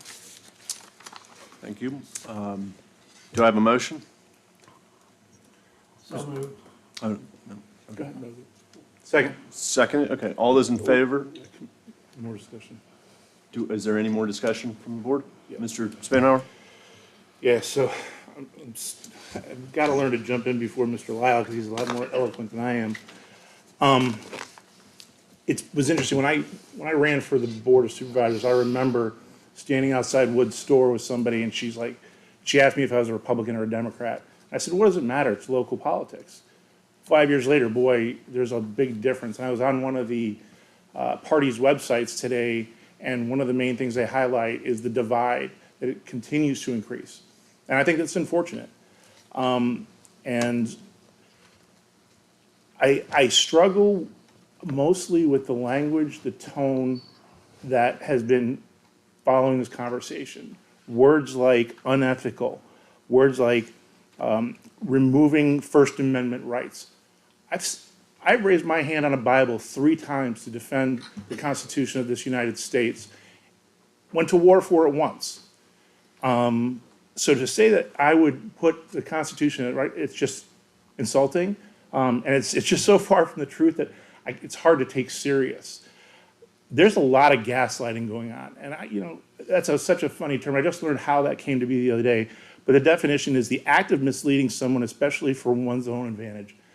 Wow, when people say that this Board of Trustees is trying to remove books, that they're trying to ban books, it's gaslighting. When they're saying that the First Amendment is threatened, it's gaslighting. When they're saying that there's secret meetings going on, because 2 board members meet with someone that is appointed, it is my obligation, my duty, and my privilege to appoint people. It is not an elected position. So if I'm going to meet with somebody to better this county, all the people of the county, not just a few individuals, it is my obligation and duty and privilege to do this, and I will continue to do that. And then let me talk about our appointee real quick. I didn't know Ms. Young when she was appointed, but I had the privilege since she's moved into my district to work with her. Never once have I heard anything other than an utter regard for the entire community and what is best. I believe, I'm not going to say believe, I know that we are fighting very hard to do the right thing for our community. Whenever you hear me speak up here, I try very hard not to say county, I say community. And our community is very loud and very clear on what this county believes in and what it is. So when somebody says, if an email today said, if we have 2 seats, at least one who agrees with the vast majority of citizens should be appointed, I firmly believe that we will have 2 seats that absolutely agree with the vast by last election, 75% of the county and what they believe. Thank you, Mr. Chair. Any other comments? If not, I was going to make a couple remarks. First off, we're focusing our attention on one appointment. I want to thank Mr. Goyne, Ms. Grady, Mr. Leftwich, Mr. Gillespie, Mr. Collier, Ms. Young, and Mr. Coleman for being willing to serve as appointees to this county. These are often thankless jobs, and to see the rhetoric banted about is unfortunate, and that's what gets citizens from oftentimes wanting to serve our community in these positions. So I want to thank every single one of them and hope that we don't deter these individuals from serving their communities. Additionally, I will make a plug. I highly recommend Gaslight, for which Ingrid Bergman won an Academy Award, if you have never seen it, because it is quite an excellent film. So with that, I will move. Do we have a motion on these appointments? All those in favor? Aye. Aye. Opposed? Thank you. The appointments pass. We will now break until our 6 p.m. public hearing meeting. Thank you to all citizens and staff for being here.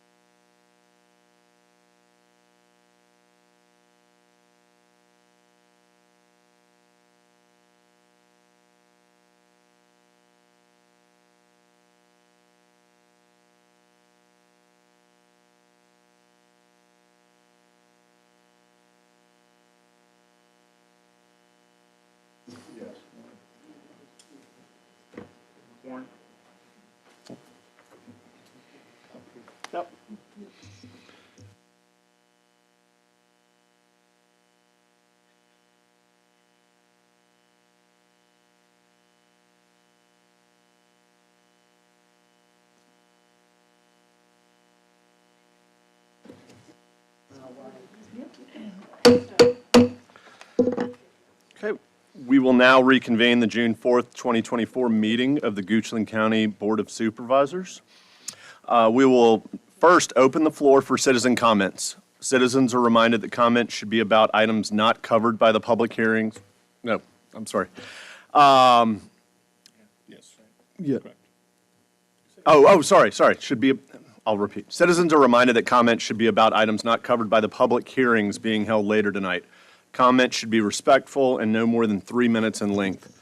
Should multiple citizens wish to have a common speaker, they may cede their time in 2-minute increments up to a total allotted time of 10 minutes. Per Board Rules of Procedure, Section 3.2, a reasonable period of time intended to not be more than an hour is allocated for citizens' comment period. And I will now open the period.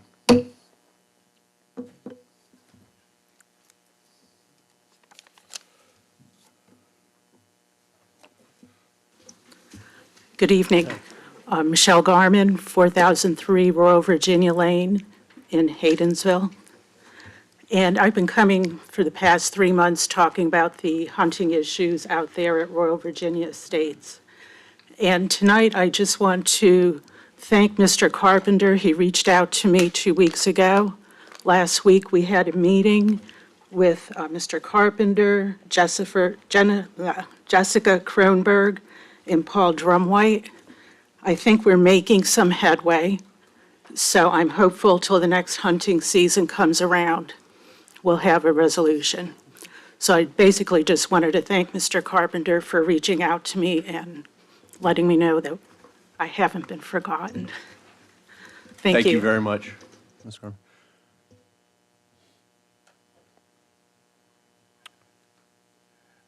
Any more citizens? Okay. Seeing none, I will now close the floor. We'll now move to public hearings. We have 3 tonight since the application from Sydney and Sydney was deferred. I'm sorry, Mr. Chairman, you actually have to announce the item, take up a motion that, we've told folks that they've sought a deferral, but the board has not yet acted on it. Thank you, Ms. McGee. So the first hearing tonight is case RZ-2024-1, the application by Sydney and Sydney Developments LLC requesting to rezone 55.414 acres from agricultural limited A2 to residential limited R1 with proffered conditions to allow for a residential subdivision at the intersection of Greenbrier Branch Drive and Glebe Road. The developers requested a deferral until July 2nd, 2024 meeting. Any discussion? Mr. Chairman, I would move the board, whoops, I'm sorry, that's not my district. I'm going to shut. I move we accept their deferral and defer it till the next board meeting. Okay. Do I have a second? Second.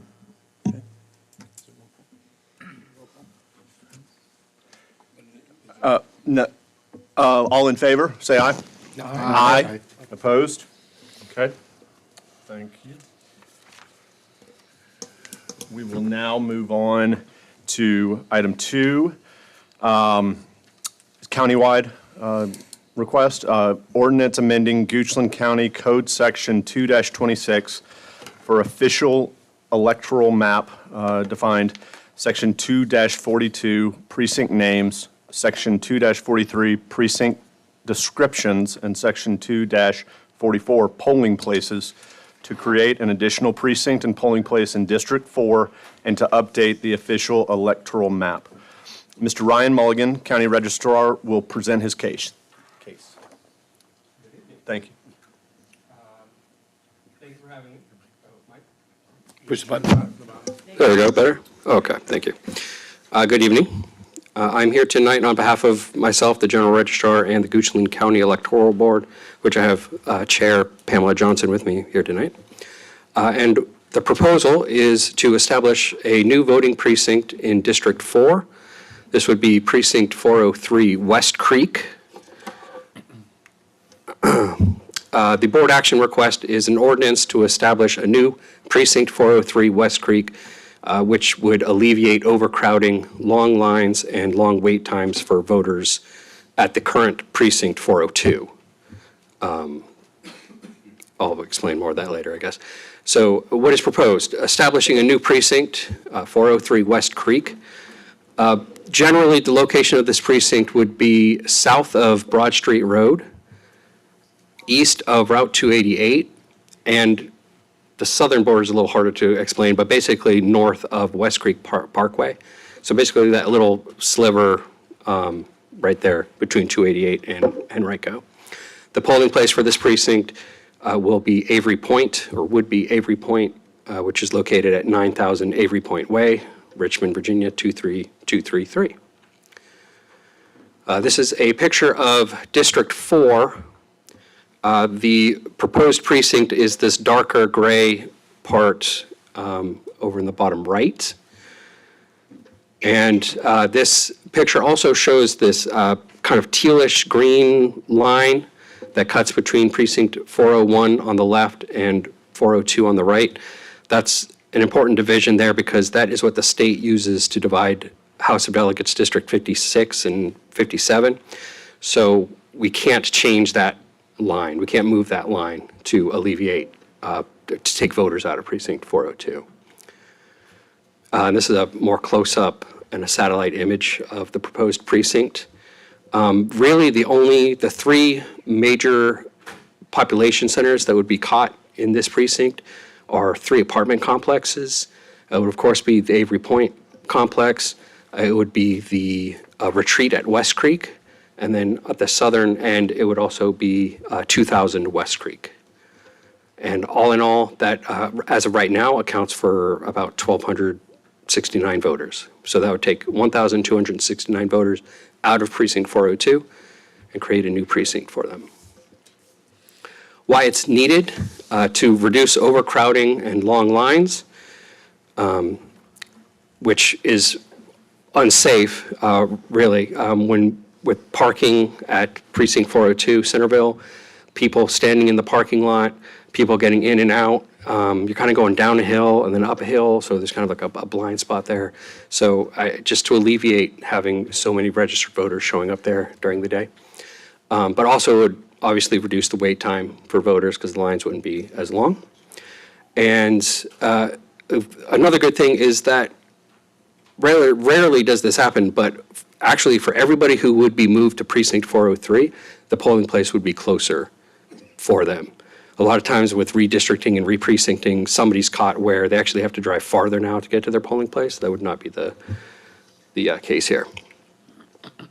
I have here a couple of reports. You can't really see it, probably the size it is, but it's the registered voters from 2019. I have highlighted precincts 401 and 402. And if you can't see it, I've also written it down there at the bottom. But in 2019, precinct 402 had 2,031 registered voters. I used 2019 for a couple of reasons. First, that's when the census was being taken. But also, that was right after there was a precinct line change between precinct 401 and 402, because already at that time 402 was growing, so we wanted to alleviate some of that, so we moved the precinct line between 401 and 402. So when this number was taken was when 402 had the geography that it has today. So yeah, 2019, 2,031 registered voters. 2024, as of June 1st, 4,182 registered voters in precinct 402. So that's doubled in that time. The impacts of this would be both service and budget. It would be more efficient, more convenient, more comfortable, quicker, and of course, safer for the voters. This is a picture of what the new electoral map would look like with the new precinct added in the darker gray down there on the east side. Sorry, that was really quick, but any questions for me? Yeah. Yeah. I understand that parking was potentially a problem at Avery Point. Has that been addressed or looked at? We've spoken with them, and they said they'll do whatever they need to do to, it's not the number of parking spaces that's the issue, it would be having to have people not, like residents not park there. Right. But there's plenty of parking. It would just be a matter of telling people that on this day, don't park in those spots. Okay, thank you.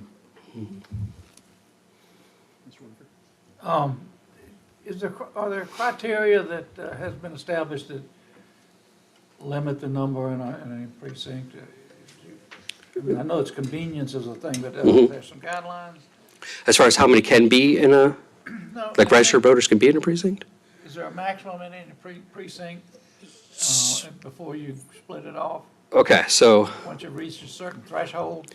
so when it's established, there can be more than 5,000.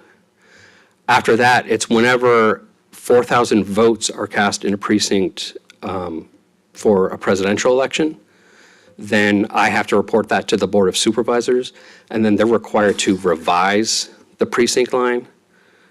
That's all really, and then it can't have more than 5,000 registered voters at that point. So I guess there is a slim area where I would have to tell you that we had over 4,000 votes, but it would still be under 5,000 registered voters. But pretty much at that point, you'd have to take some sort of action. Mr. Lau? Yes, sir. We're a growing county, and particularly with Yeah. local elections, not all the candidates are known to voters. And so interaction with voters and providing information at the time of voting can really be helpful. How has that been addressed? Is there going to be an opportunity for voter information by partisans? I mean, people either running for office or part of a political party or movement to interact with voters and share information that oftentimes is requested. Okay, I would need you to be a little more clear on what you're Can materials asking. be passed out to voters as they are entering the precinct and polling place so that they are aware of either through a sample ballot or campaign material who the candidates are and what their positions are? So if you're just strictly talking about election material being passed out, then I'm not a lawyer, but actually, Lisa, I have a hidden slide on the presentation.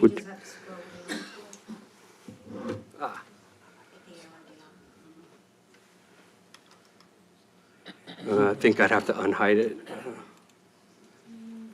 first. I want to get this right. I don't want to give you any bad information.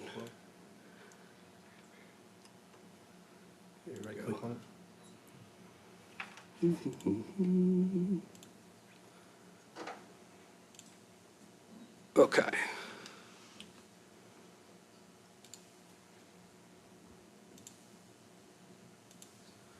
Okay, so what it says is, it shall be permissible to distribute campaign materials on the election day on the property on which a polling place is located and outside of the building containing the room where the election is conducted, except as specifically prohibited by law. So, again, like this is where I'll say, I'm not a lawyer, but I would think that trespassing would be covered by that. So, that is to say, election materials can be passed out outside, but however, if they tell you to leave and you didn't leave, you would now be trespassing, which would be against the law. Mr. Chairman, if I may? Yes. So obviously, Avery Point is a private location.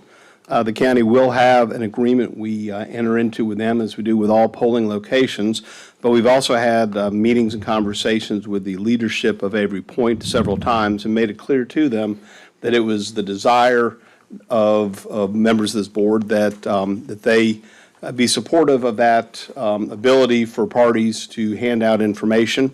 They were very receptive to that idea. Because it's inside a building, they were suggesting they would set up tables inside the lobby versus outside in tents. But the bottom line is that they were very receptive to that as one of the services they could provide to the county in making sure that parties had that ability to communicate the information to them.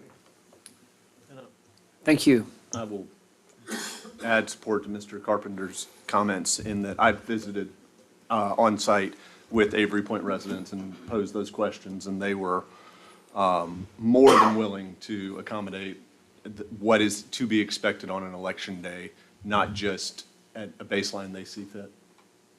I have memories of the collegiate polling space on Blair Road that was not comfortable or accommodating. Could I just say something? Yes, ma'am. Some of you are new and may not know that we have looked at this for 3 years in order to find a place. There is not enough places in the District 4 that are large enough to accommodate that. And so when they stepped up and said they'd love to be that, they meet all of the other requirements having to do with parking, accessibility, handicap, all of those things that we have to inspect sites for every year. And so we started working 3 years ago, mentioning to the board that we wanted to do this. And so they've been very much aware that we were going to in anticipating the growth. We were seeing the growth already, and we knew we would exceed the numbers. And then we would have to have all of these, the Federal Election Commission coming in and everything if we did not plan ahead. So that is the whole purpose of doing this. And just so you will know, we are going to have to do another one in District 4 in the next year or so. But this is the one, the primary one. There are no single-family dwellings in this district.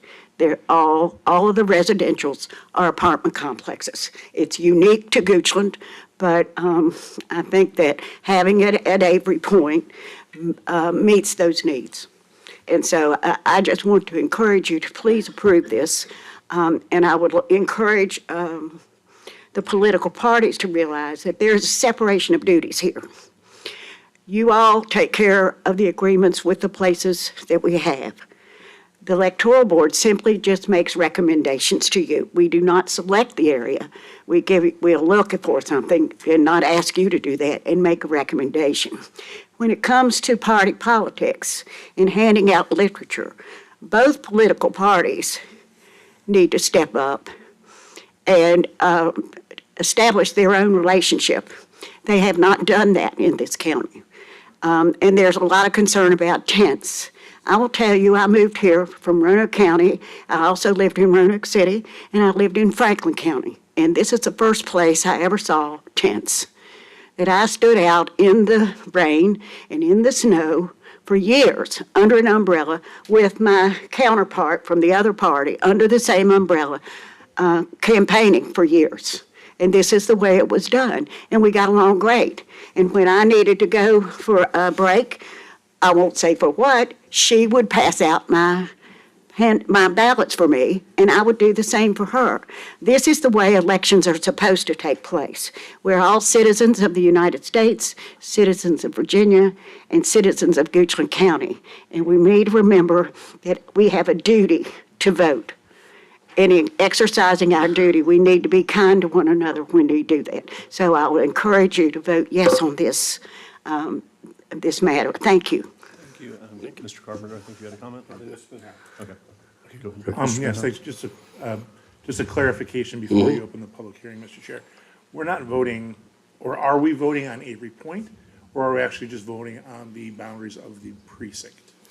So we're voting on the ordinance, which I would contain both, I believe, yeah. Yes. Official electoral map, precinct names, descriptions, and polling places. Okay, thank you. Yep. And just one final point, just so people are aware, can you confirm, Mr. Mulligan, that there are still a number of units to be built, already approved Yes. to be built at Avery Point? So we are, I know it's been referenced that we are preparing for the future, but this is Right. this is future growth above and beyond just census growth and natural Yeah. growth.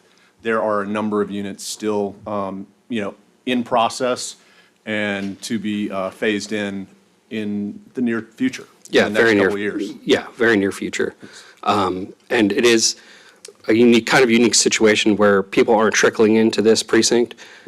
They open up, Avery Point opens up like a whole building, and we're getting hundreds and hundreds of voters in like days.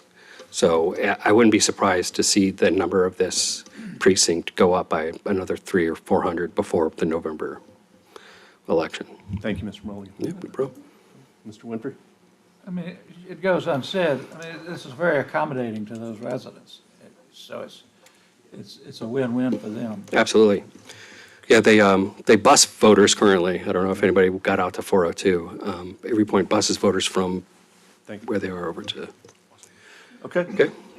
Yes. Just to clarify the procedure for folks, we have been complying with the Virginia Voting Rights Act for adopting the type of thing in a new polling place and precinct, and it's been public comment. There's been it on social media. We've had online commenting forums, all of which have been positive, supporting this. But I also want to make it clear that unlike your normal actions in which when you adopt something, it's effective today, again, because of the Virginia Voting Rights Act, we will publicize this and it will become effective 30 days after.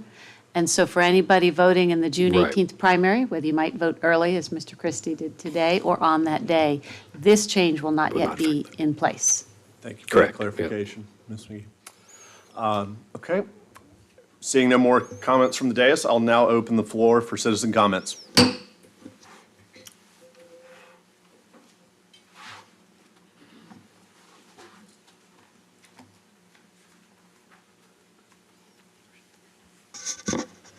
Linda Moore, 2164 Prophet Road, Mannequin Sabbath.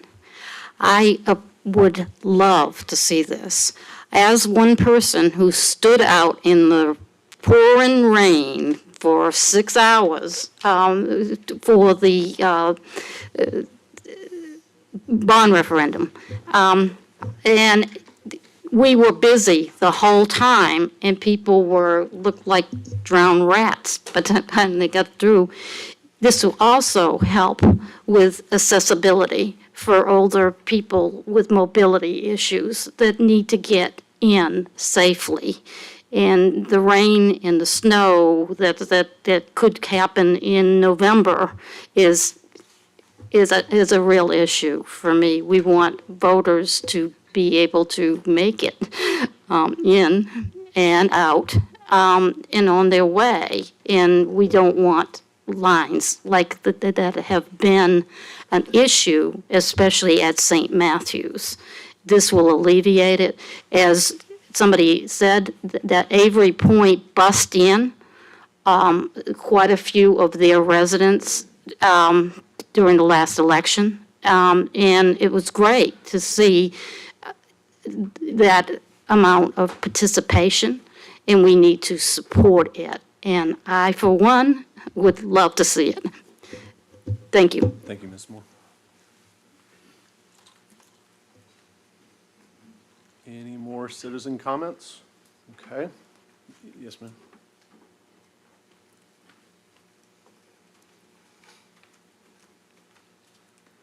Good evening. I'm Kelly Davis. I am part of the administrative team at Avery Point. So thank you for taking up this vote this evening. I do want to clarify a couple of things. 1000 Avery Point Way. Okay. Couple things. We do have new residents moving in, as you said, regularly. Before the November election, we will have about another 200 residents living at Avery. We have several communities under Erickson Living that have polling places north of 20 communities. So we are familiar with how to do this, and I commit that we will follow all the rules and regulations that we are expected to follow for an election. So I hope that this goes through. It will be a great win for the community, great win for our residents to not have to travel. We've been working on the logistics of that. Parking came up as a question we're working on. What does that look like? What do we need to do? Where should those parking spaces be? But I give you my full assurance that we will comply with all the rules that we need to comply with. Thank you, Ms. Davis. And thank you to Avery Point for being so responsive to questions that have come up through the process. Any more citizen comments? Okay. Seeing none, I will now close the floor. Any follow-up questions from the board? I just want to make sure, I see all the commercials and get the literature. Avery Point's in Goochland, not in Shore Pump, right? Yes, correct. I just want to make sure. Okay.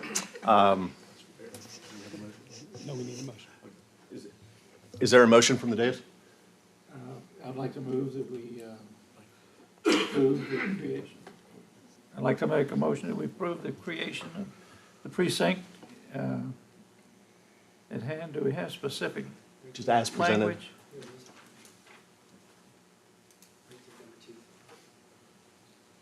Oh, yeah, I've had it. Thank you. All right, officially, I move that the board adopt this ordinance amending the county code to create an additional precinct and polling place in District 4 and to update the official electoral map. Thank you, Mr. Winfrey. Is there a second? Second. Okay, thank you, Mr. Christie. Mr. Carpenter, please take the roll call vote. Ms. Spoonhour, Yes. Mr. Christie, Yes. Mr. Lau, Yes. Mr. Winfrey, Yes? Mr. Valdez. Yes. Okay, thank you all very much. Thank you, Ms. Davis. We're making it easier for people to vote in Goochland County. It's a good win.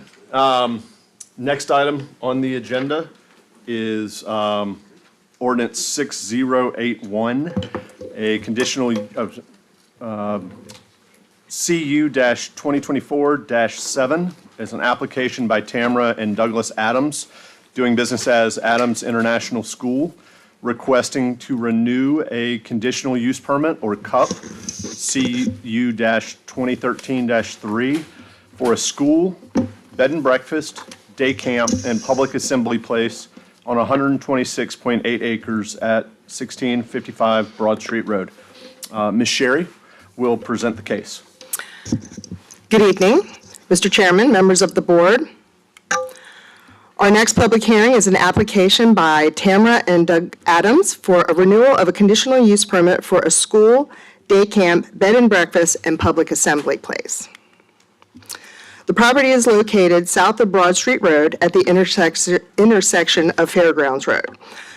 The overall property is comprised of 4 parcels. As you can see from the aerial photo, there are several structures on the property, and a majority of the 126-acre parcels are open fields. The property is zoned agricultural limited, as are the properties to the west, east, and a portion of the north. Also to the north are properties zoned rural residential. This is the Bridgewater subdivision. To the south, the zoning is residential preservation, which is the preserve at Deerfield subdivision.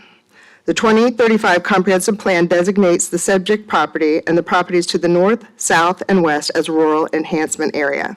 The property to the east is designated for future residential low development. The conditional use permit for the school and day camp were approved back in 2009. The place of public assembly and bed and breakfast were added to the permit in 2015. The conditional use permit was renewed in 2017. It should be noted that the applicants are not proposing any changes to the CUP uses or the facilities.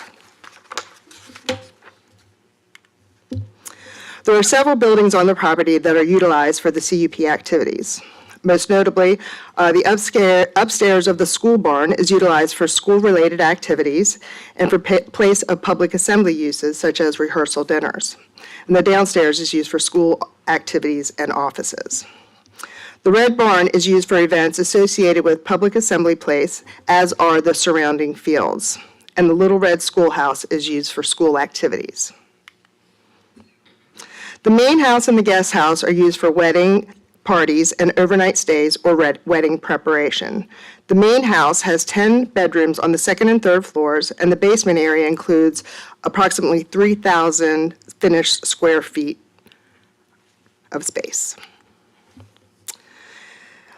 So this is the 2009 approved plan of development, Exhibit A, as it's referenced, that shows the existing improvements on the property and where the activities occur.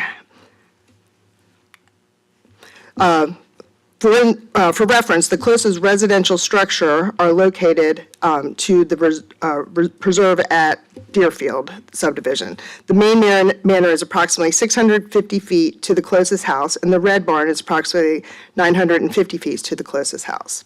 Other buildings associated with the CUP are close to Broad Street Road, and the property to the east is currently undeveloped. A committee meeting was held in December 2023. 2 citizens were in attendance. Questions were about the venue and how they made clients abide by the conditional use conditions and if there were any proposed changes. At the April Planning Commission meeting, the Planning Commission recommended approval of this application with a 5-0 vote. Nobody spoke at the public hearing. The following conditions are blacklined from the 2017 conditional use permit renewal approval. Although the applicant is not proposing any changes, many of the conditions have been updated to our standard conditions, and some conditions were eliminated because they're no longer pertinent. Condition number 1 allows for the CUP uses of a school, public assembly place, day camp, and bed and breakfast. Condition number 2 states that the CUP uses must conform to Exhibit A, which is what I referenced as the plan of development in the presentation. Condition number 3 addresses building capacity. For the bed and breakfast activity, no more than 10 persons may stay overnight per structure. For the public assembly use, a maximum occupancy for the school barn shall be 299 people. Condition number 4, health code compliance. So based on the drain field capacity of the school barn, occupancy is limited to 56 students and staff members, and any additional guests require a porta potty usage until the capacity of the septic is upgraded. Condition 5 deals with traffic. So once the number of students exceeds 100, the applicant shall prepare and submit a traffic study to analyze the need for traffic improvements such as turn lanes at the 2 entrances. If the study recommends improvements, the applicant shall construct the required improvements. Number 6, only 2 signs are allowed. Each of the signs will be less than 20 square feet and be a maximum of 10 feet in height. And signs will not be internally illuminated. Number 7, no fireworks are allowed. Number 8, outdoor activities. Outdoor activities there shall be no outdoor activities after 11 p.m. Number 9, amplified music. Amplified music shall only be allowed from Friday at noon to Sunday at 7 p.m. and must be oriented away adjacent from the preserve at Deerfield. Condition 10, a minimum of 53 parking spaces shall be provided along with the overflow parking as designated on the plan of development. Condition number 11, lighting. An approved lighting plan is required for all temporary and new permanent lighting, exterior lighting.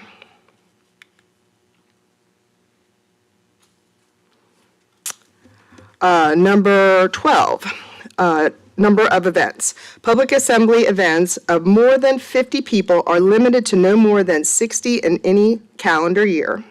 Number 13, uniform security. At least 1 uniformed security officer must be present throughout any event that is A, charging for admission, or B, including music, alcohol, and more than 150 guests.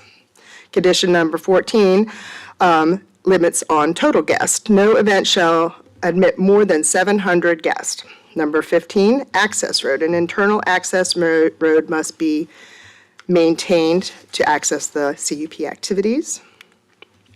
Number 16, alcohol consumption. When alcohol is served at a public assembly events, the property owner shall ensure that the license from the ABC Control Board is obtained and all the regulations are enforced. Number 17, that the discharge of firearms is prohibited during any CUP activity. Number 18, annual notice. A schedule of CUP events shall be submitted to the county and revised as it is suitable. Number 17, transfer or lease. The property owners must notify the Department of Community Development of the transfer, and also the new owners or leasee must be made aware of the conditional use permit and conditions. And lastly, the expiration. So this CUP applies, the expiration applies to the public assembly place and the bed and breakfast. They are granted a 15-year extension, which goes to July of 2039. However, this expiration clause does not apply to the school or the summer camp that was authorized back in 2009, as there was no limit put on those when they were approved. That concludes my presentation. I'd be happy to answer any questions. The applicant is also here in attendance.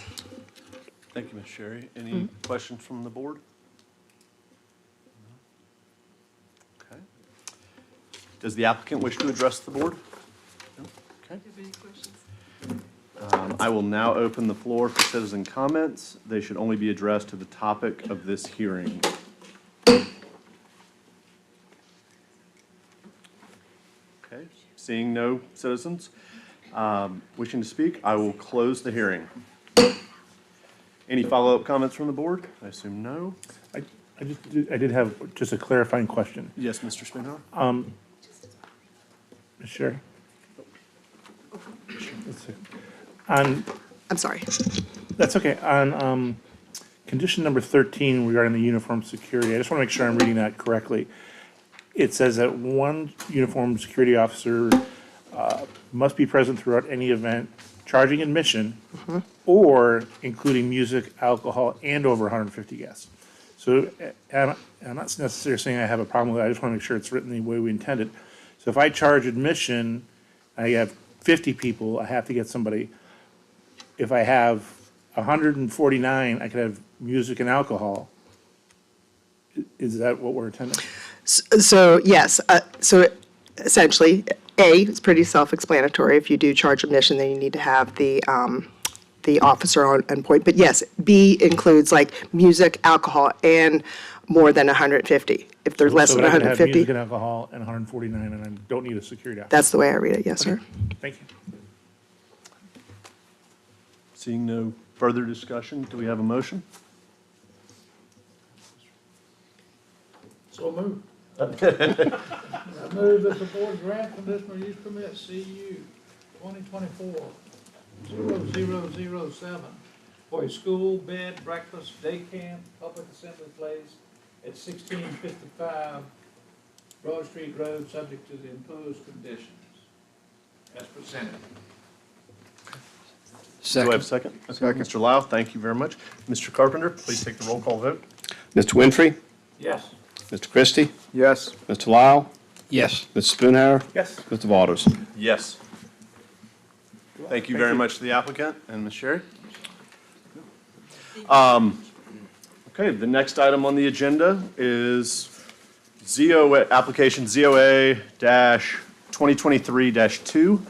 Application by Carrie Brian Hutcherson, Esquire, requesting to amend County Zoning Ordinance Section 15-508 related to floor area ratio to provide that the maximum floor area ratio, FAR, be determined on a per-lot basis or where a proffered or conditioned master plan has been approved through zoning.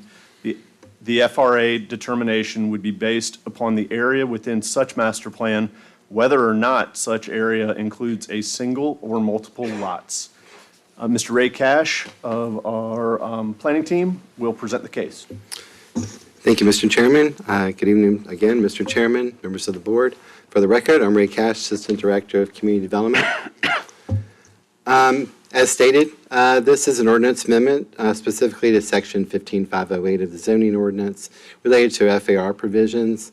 It is an applicant proposed code amendment that's come for you. Staff will present a little information on that, and the applicant will also have a presentation regarding the proposal. So floor area ratio, I know came up earlier in your afternoon meeting, is really you determine, it's how you think about density volume on a piece of property or a project. Under our current definition, floor area ratio is really determined by dividing the gross floor area of a structure by the area of lot. The definition further defines really what gross floor area is, but you really think it's the area in between the walls of the development or the building. The calculation, you take the gross floor area in square footage and you divide it by the lot area in square footage, and that's how you get the FAR. So here's an example that really comes specifically out of our ordinance. We have the diagram and figure in the ordinance that shows if you have basically, this would be considered the lot, that's in green. The building would be the white or gray area in there. If you had a proposal for a building, 26,136 square feet of gross floor area. And then you had a 1.5 acre lot, or 65,340 square feet. You'd basically take the building size, you divide it by the lot area, we equal a FAR of 0.4. The scenario is the same if you had a two-story building that basically you compress the size, so you provide the same volume in two-story, it still equals the FAR of 0.4. So in Goochland, we do have a floor area ratio provision, a maximum floor area provision, in our BN, B1, B3, M1, and M2 districts. It's also in our MPUD and RPU districts related to commercial uses only. Now, of course, these districts here, the BN, B1, B3, M1, and M2, are commercial or industrial districts. If you note, they do have different FAR provisions within the different districts. So floor area ratio is really a regulatory tool. As a standalone tool, it really can restrict or encourage density on the property. And that's really, when you think about scenarios, how you address it in your other regulations or provisions. For instance, there would be provisions in our ordinance for a maximum, other ordinances, other localities to provide it for a minimum. FAR of 2 and no other regulations such as setbacks could lead to what we talk about as design area in red. If you notice that the building really goes to the edges of what we would perceive by this image to be the lot. Have an FAR of 2, similarly, with open space, front setback, parking, and other types of requirements can lead to the blue, where basically they've taken the same volume and stacked it up higher. So in Goochland, in addition to floor area ratio, we have other regulatory tools. So it's not a standalone tool. It is part of the overall provisions that we have. We have recognized there's some concerns related to FAR, but generally from my fancy diagram I've provided up here, it shows the location of the building. You would basically, sorry about that. Yeah, too happy with this. So this would be the perceived lot, the building, of course, in gray. We have setbacks in our ordinances. So those are demonstrated really with the red arrows. We have side setbacks, rear setbacks, front setbacks related to things. We also, most often, when we have commercial, especially adjacent to residential, we would have buffers. We often have buffers along roadways as well. So the on-site parking that's provided, that is in yellow. I will tell you that the larger that a space grows, or a building, the more parking that's provided. That's what our ordinance is really set up to handle. There are building height limitations in all of our districts as well. Each district has the height limit. Some districts allow increase of height with greater setbacks, and specifically in our industrial ordinances. That also further restricts when you start compressing the area, making the building go higher. You need additional setbacks. That further restricts the buildable area on the lot. So what's the purpose of floor area ratio?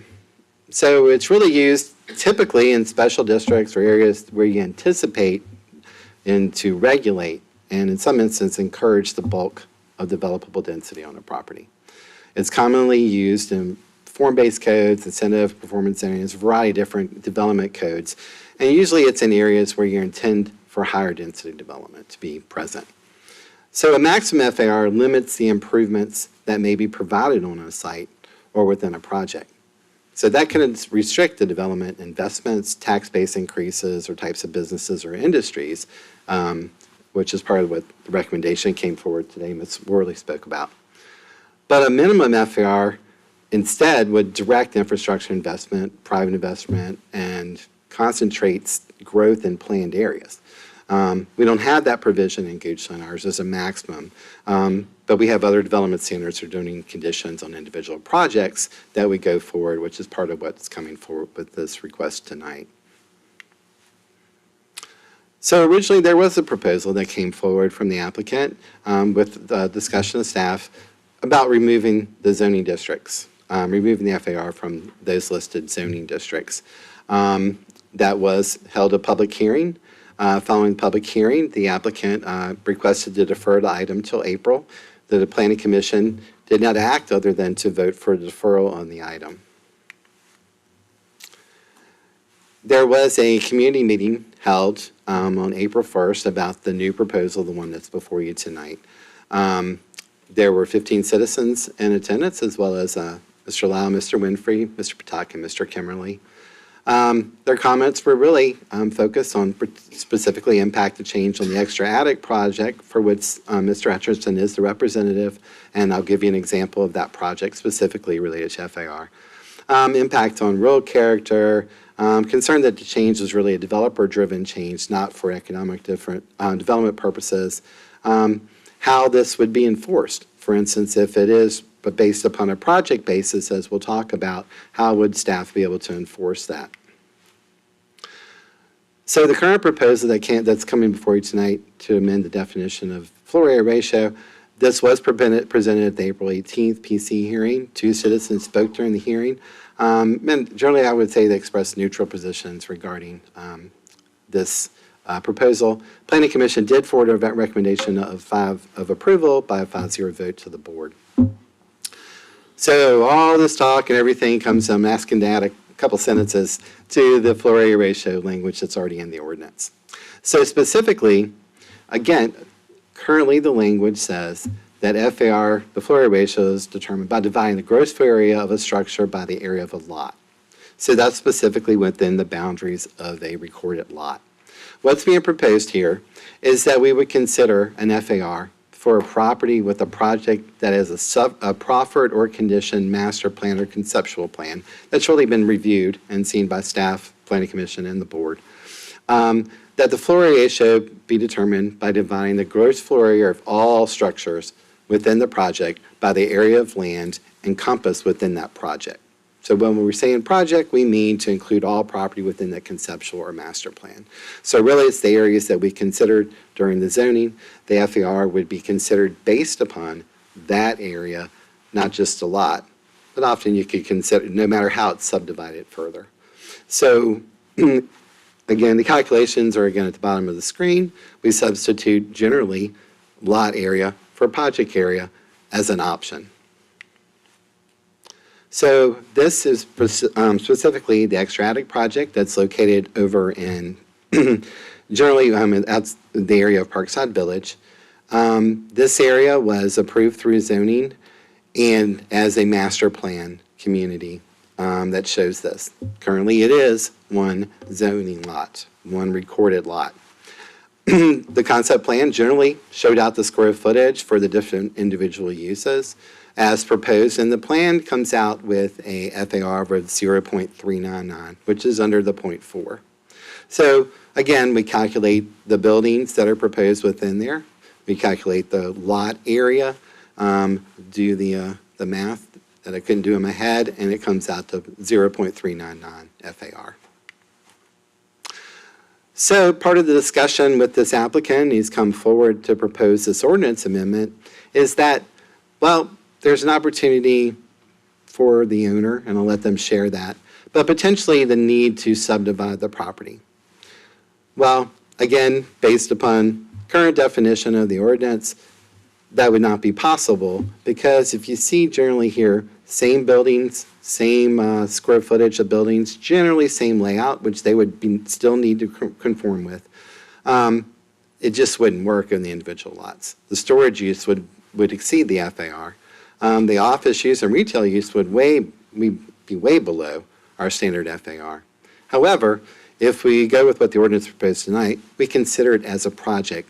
We generally think about still, this is an area that's contained within a project bound. They would still need to conform with any proffers or zoning conditions, or conditions imposed upon this property, as well as the FAR on the overall basis of the project. And so that would be true no matter how it's subdivided. Gives a little flexibility for a developer, gives a little flexibility through us in design. Going forward, that's also something, if this ordinance is passed, that's something staff would consider during evaluation and share with the board of a case. It would also be something over time that staff would be responsible for enforcing as building permits came in, as lots are subdivided, to make sure the overall zoning conditions are met. Again, project calculations, same area, even though it's subdivided, same amount of structures, magically the FAR comes out to be equal to the same. So that's really a summation of that. Staff is available to answer any questions, and also note that Carrie Hutcherson's here with the presentation as well. Thank you, Mr. Cash. Any questions from the board? I do have one, Mr. Cash, just so we have no doubt. If there was a subdivision, we wouldn't see on that particular space a building pop up, a structure pop up that would work with that subdivided piece, but would skew the project piece over the edge, would take it over the edge, Right. correct? Yeah, right. So we'd have to, that's part of the information that would come forward. We'd have to see what square footage exists on the property. Any new proposal would have to conform to Okay. zoning. Thank you for that clarification. Thank you. Okay, any questions from that? Okay. Does the applicant wish to address the board?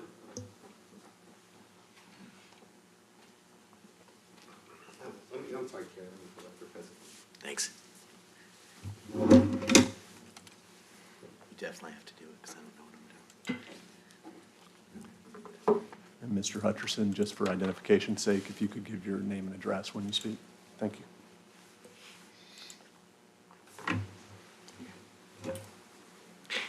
Good evening, I'm Kerry Hutcherson, the applicant. My address is 13383 Farrington Road, Ashland, Virginia. So Mr. Cash has given a great presentation. I don't know that I really need to augment too much of it, but I did want to make a couple of points that I think are really kind of the key points here.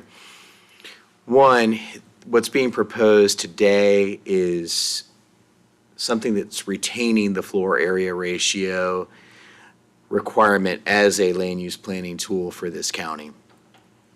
So we're not getting rid of it, which was a big concern that some citizens had throughout the process. Instead, we're providing some extra flexibility within that tool.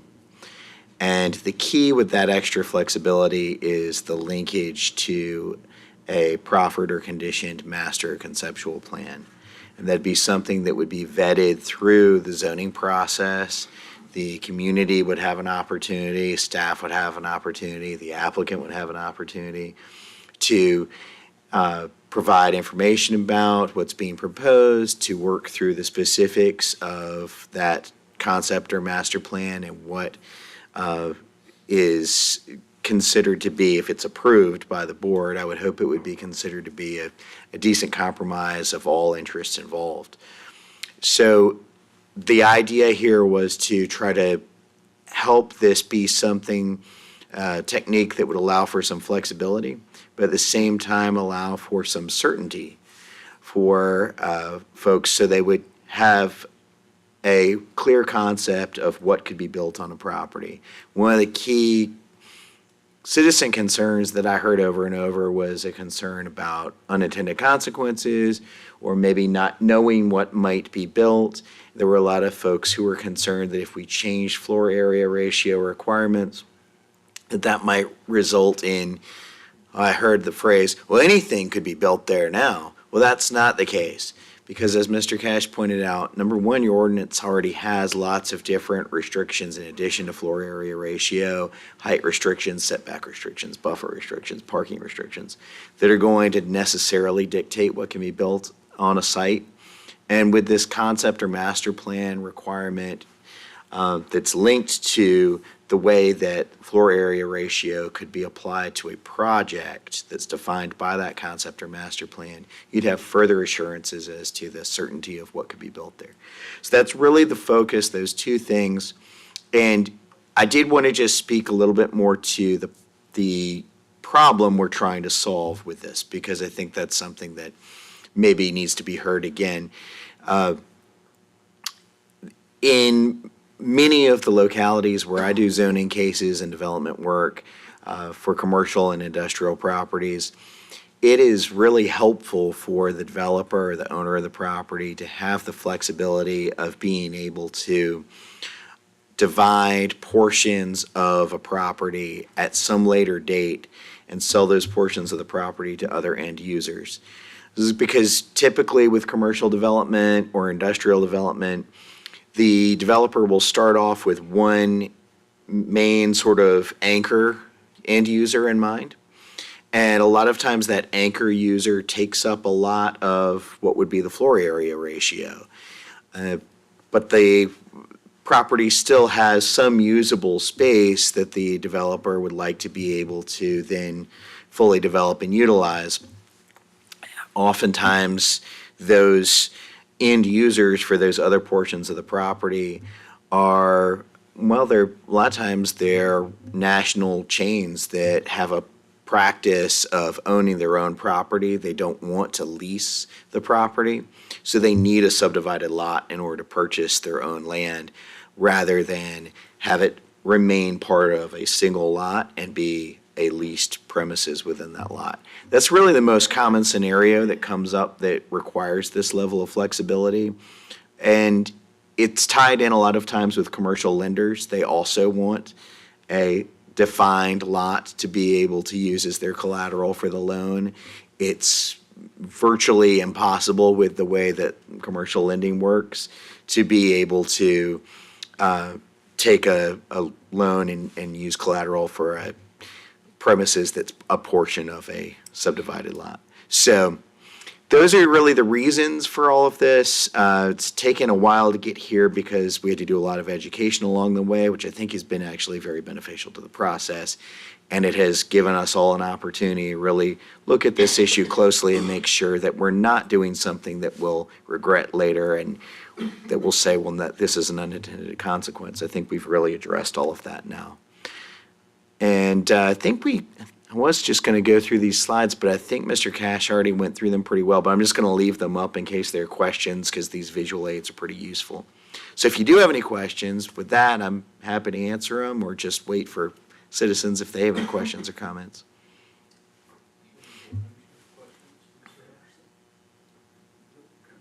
Thank you. Okay. I'll now open the floor for citizen comments. And please remember to give your name and your address when you speak. Good evening. Good evening. My name is Kevin Masterson. I live at 7185 Yare Street. My property backs up to that project. Okay? So I'm a concerned citizen. I read the FAR proposed amendment requirements over and over again today, trying to figure out just what are we getting to? And I don't see much. I see a lot of words, but not much meat. It's really a flexible document or paragraph. I know that after they got the approval to put the buildings as they were drawn up, then they decided maybe we should subdivide because we can't go over the FAR. Something they should have thought of. You know? I'm not for this amendment to the code, but now you know. Thank you. Thank you, Mr. Masterson.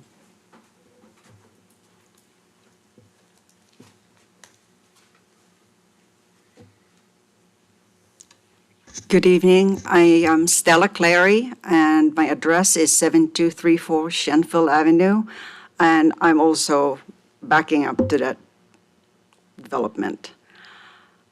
As you all know, we are homes, residential, all of us are 55 and over community. We really need a little bit of buffer from all of this development that's happening. I am not against development. I am against this amendment. It's been approved on April 18 after so many meetings. I think you should stay with it. As far as trying to accommodate all these businesses to make it more profitable for their loans or whatever it is, I'm sorry, but you have to remember there are 220 homes, 55 and over, in this parcel that's backing up to it. We have to stick with the FAR, the way it was designed, the way it was approved. We cannot have so much congestion. It's just going to go out of control. Please think about us who are going to live with all of this development that you're about to approve. Please don't do it. Thank you.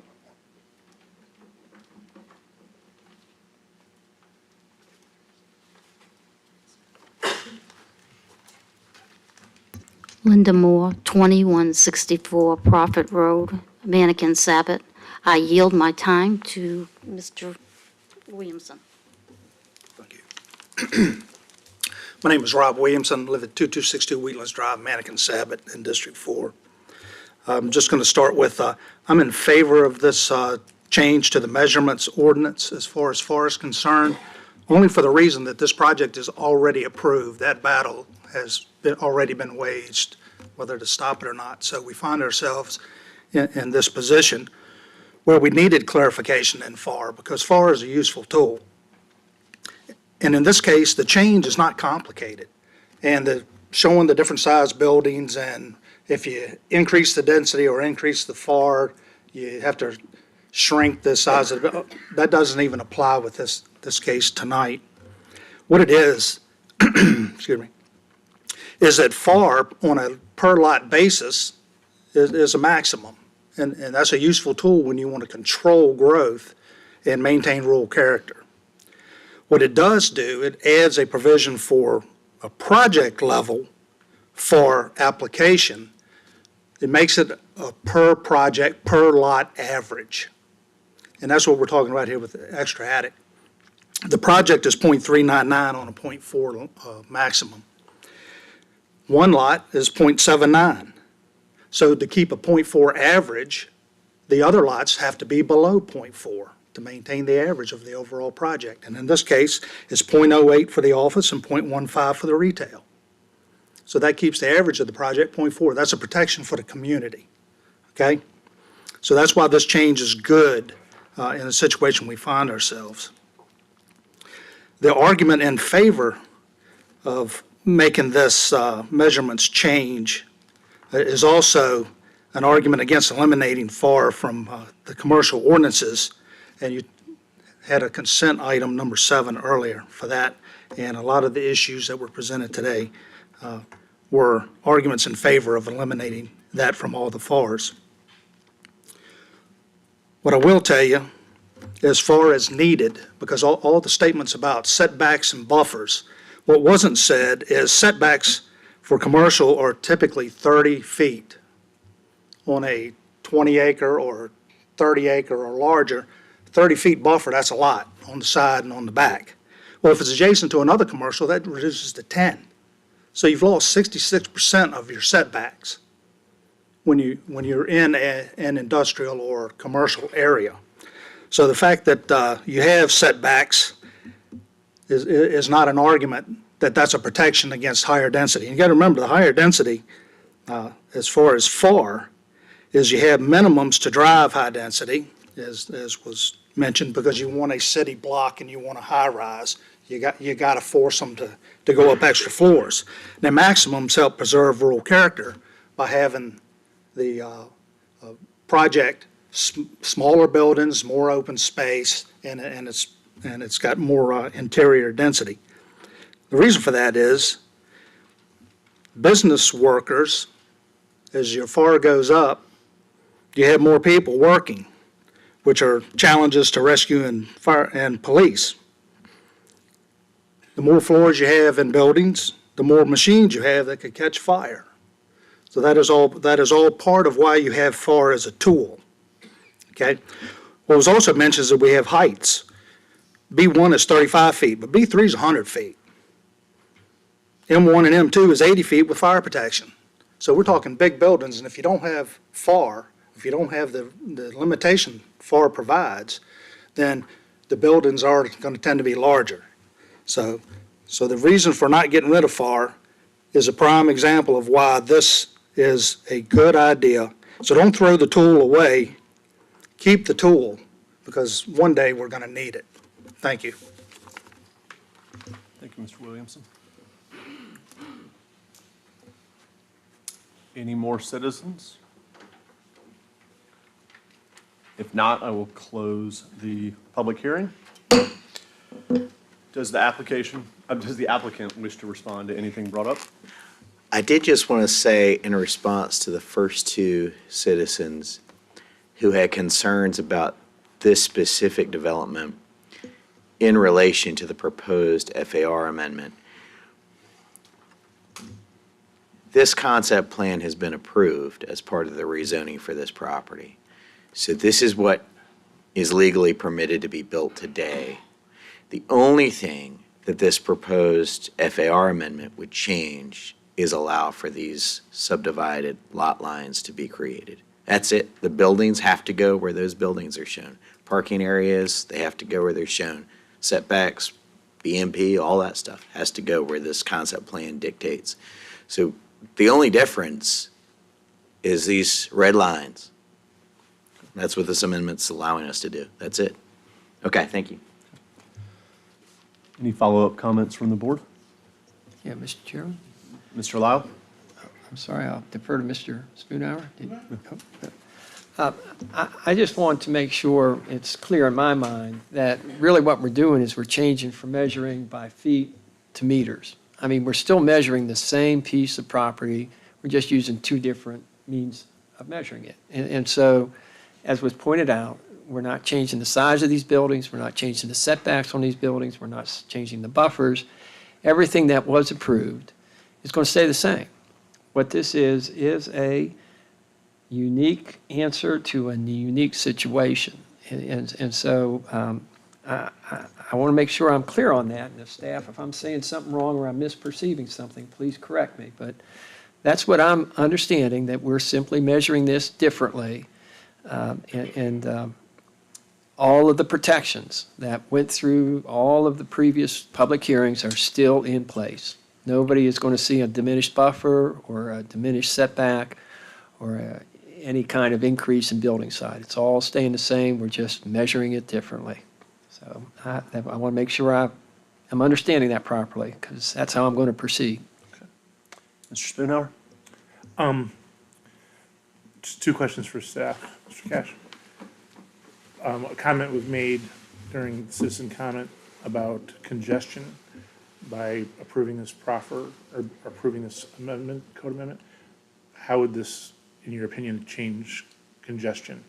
This amendment here, I don't see that changes any considerations of congestion. FAR still applies to the property itself that was zoned originally. Great, thank you. Follow up. So this one's gonna be harder. So I give you the easy one first. Better not be math. To get you. Okay. How do we find, in planning, how do you define a project? And where I'm going with this, so I hope that's gonna be a tough question for me to ask. This goes through, and what we're saying is now, these will be individual lots that people can purchase. And when you're building it, that's fine, because it's under one project. Let's say somebody else comes along and decides, well, I like this, but I'm gonna knock this building down and I'm gonna build something else. How would our decision tonight impact the future development of this after, going down? Right. So for this, the way we defined it, because really we didn't have a definition for project, and people, well, as you say, people could have different interpretations of what their project is. For this, we're really defining, and this is the correct one, right? Since it's your presentation, sorry about that. The project itself is areas that's within that. Now, people could consider, well, let's say in the instance of this property, ignore the existing conditions or whatever, but you have a similar property, and sometimes there may be a small strip center of collection of 3 or 4 different uses on one lot of the original greater project, but for the purposes, and so people may argue, well, that's a project instead. For us, the way we're given the flexibility and termination FR, we're going to make the project based upon that master plan and the conceptual plan, no matter how it's later subdivided or reconfigured. Part of that is to make sure that we're originally, that's an understanding of it's 0.4 on that entire acreage, no matter what you do later. Part of that also gives us a little bit easier to enforcement to do that. Let me ask you to pause there. So how do we enforce that later? So I can imagine a situation maybe where somebody wants to move into an industrial park, and there are conditions for that.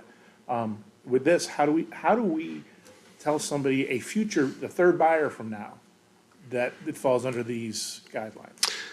Right, so that would be, for us, is, we take that master plan as it is.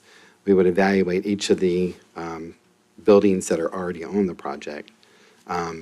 It would be something just like other things. It's in our ordinance, it's in our code, so we would hope that someone under due diligence would see what's their available square footage for that project. So what I'm hearing you say is then the master plan would always be in place regardless of how many times it's switched ownership? Correct, right, that's always there. And Terray, if I may, just to further, so if this project has got 5 subcomponents and they all add up to .4, one of them might be .7, one might be .08, that one of those that's smaller could not then build something bigger because within the context of that master plan, that would then put it over .4. Correct. And I think part of this is that it puts the onus on the developer of a project to make sure that he's accommodating and helps subdivide or divvies out the square footage to make sure that he has equal opportunities for additional users or property values or good investments within his site.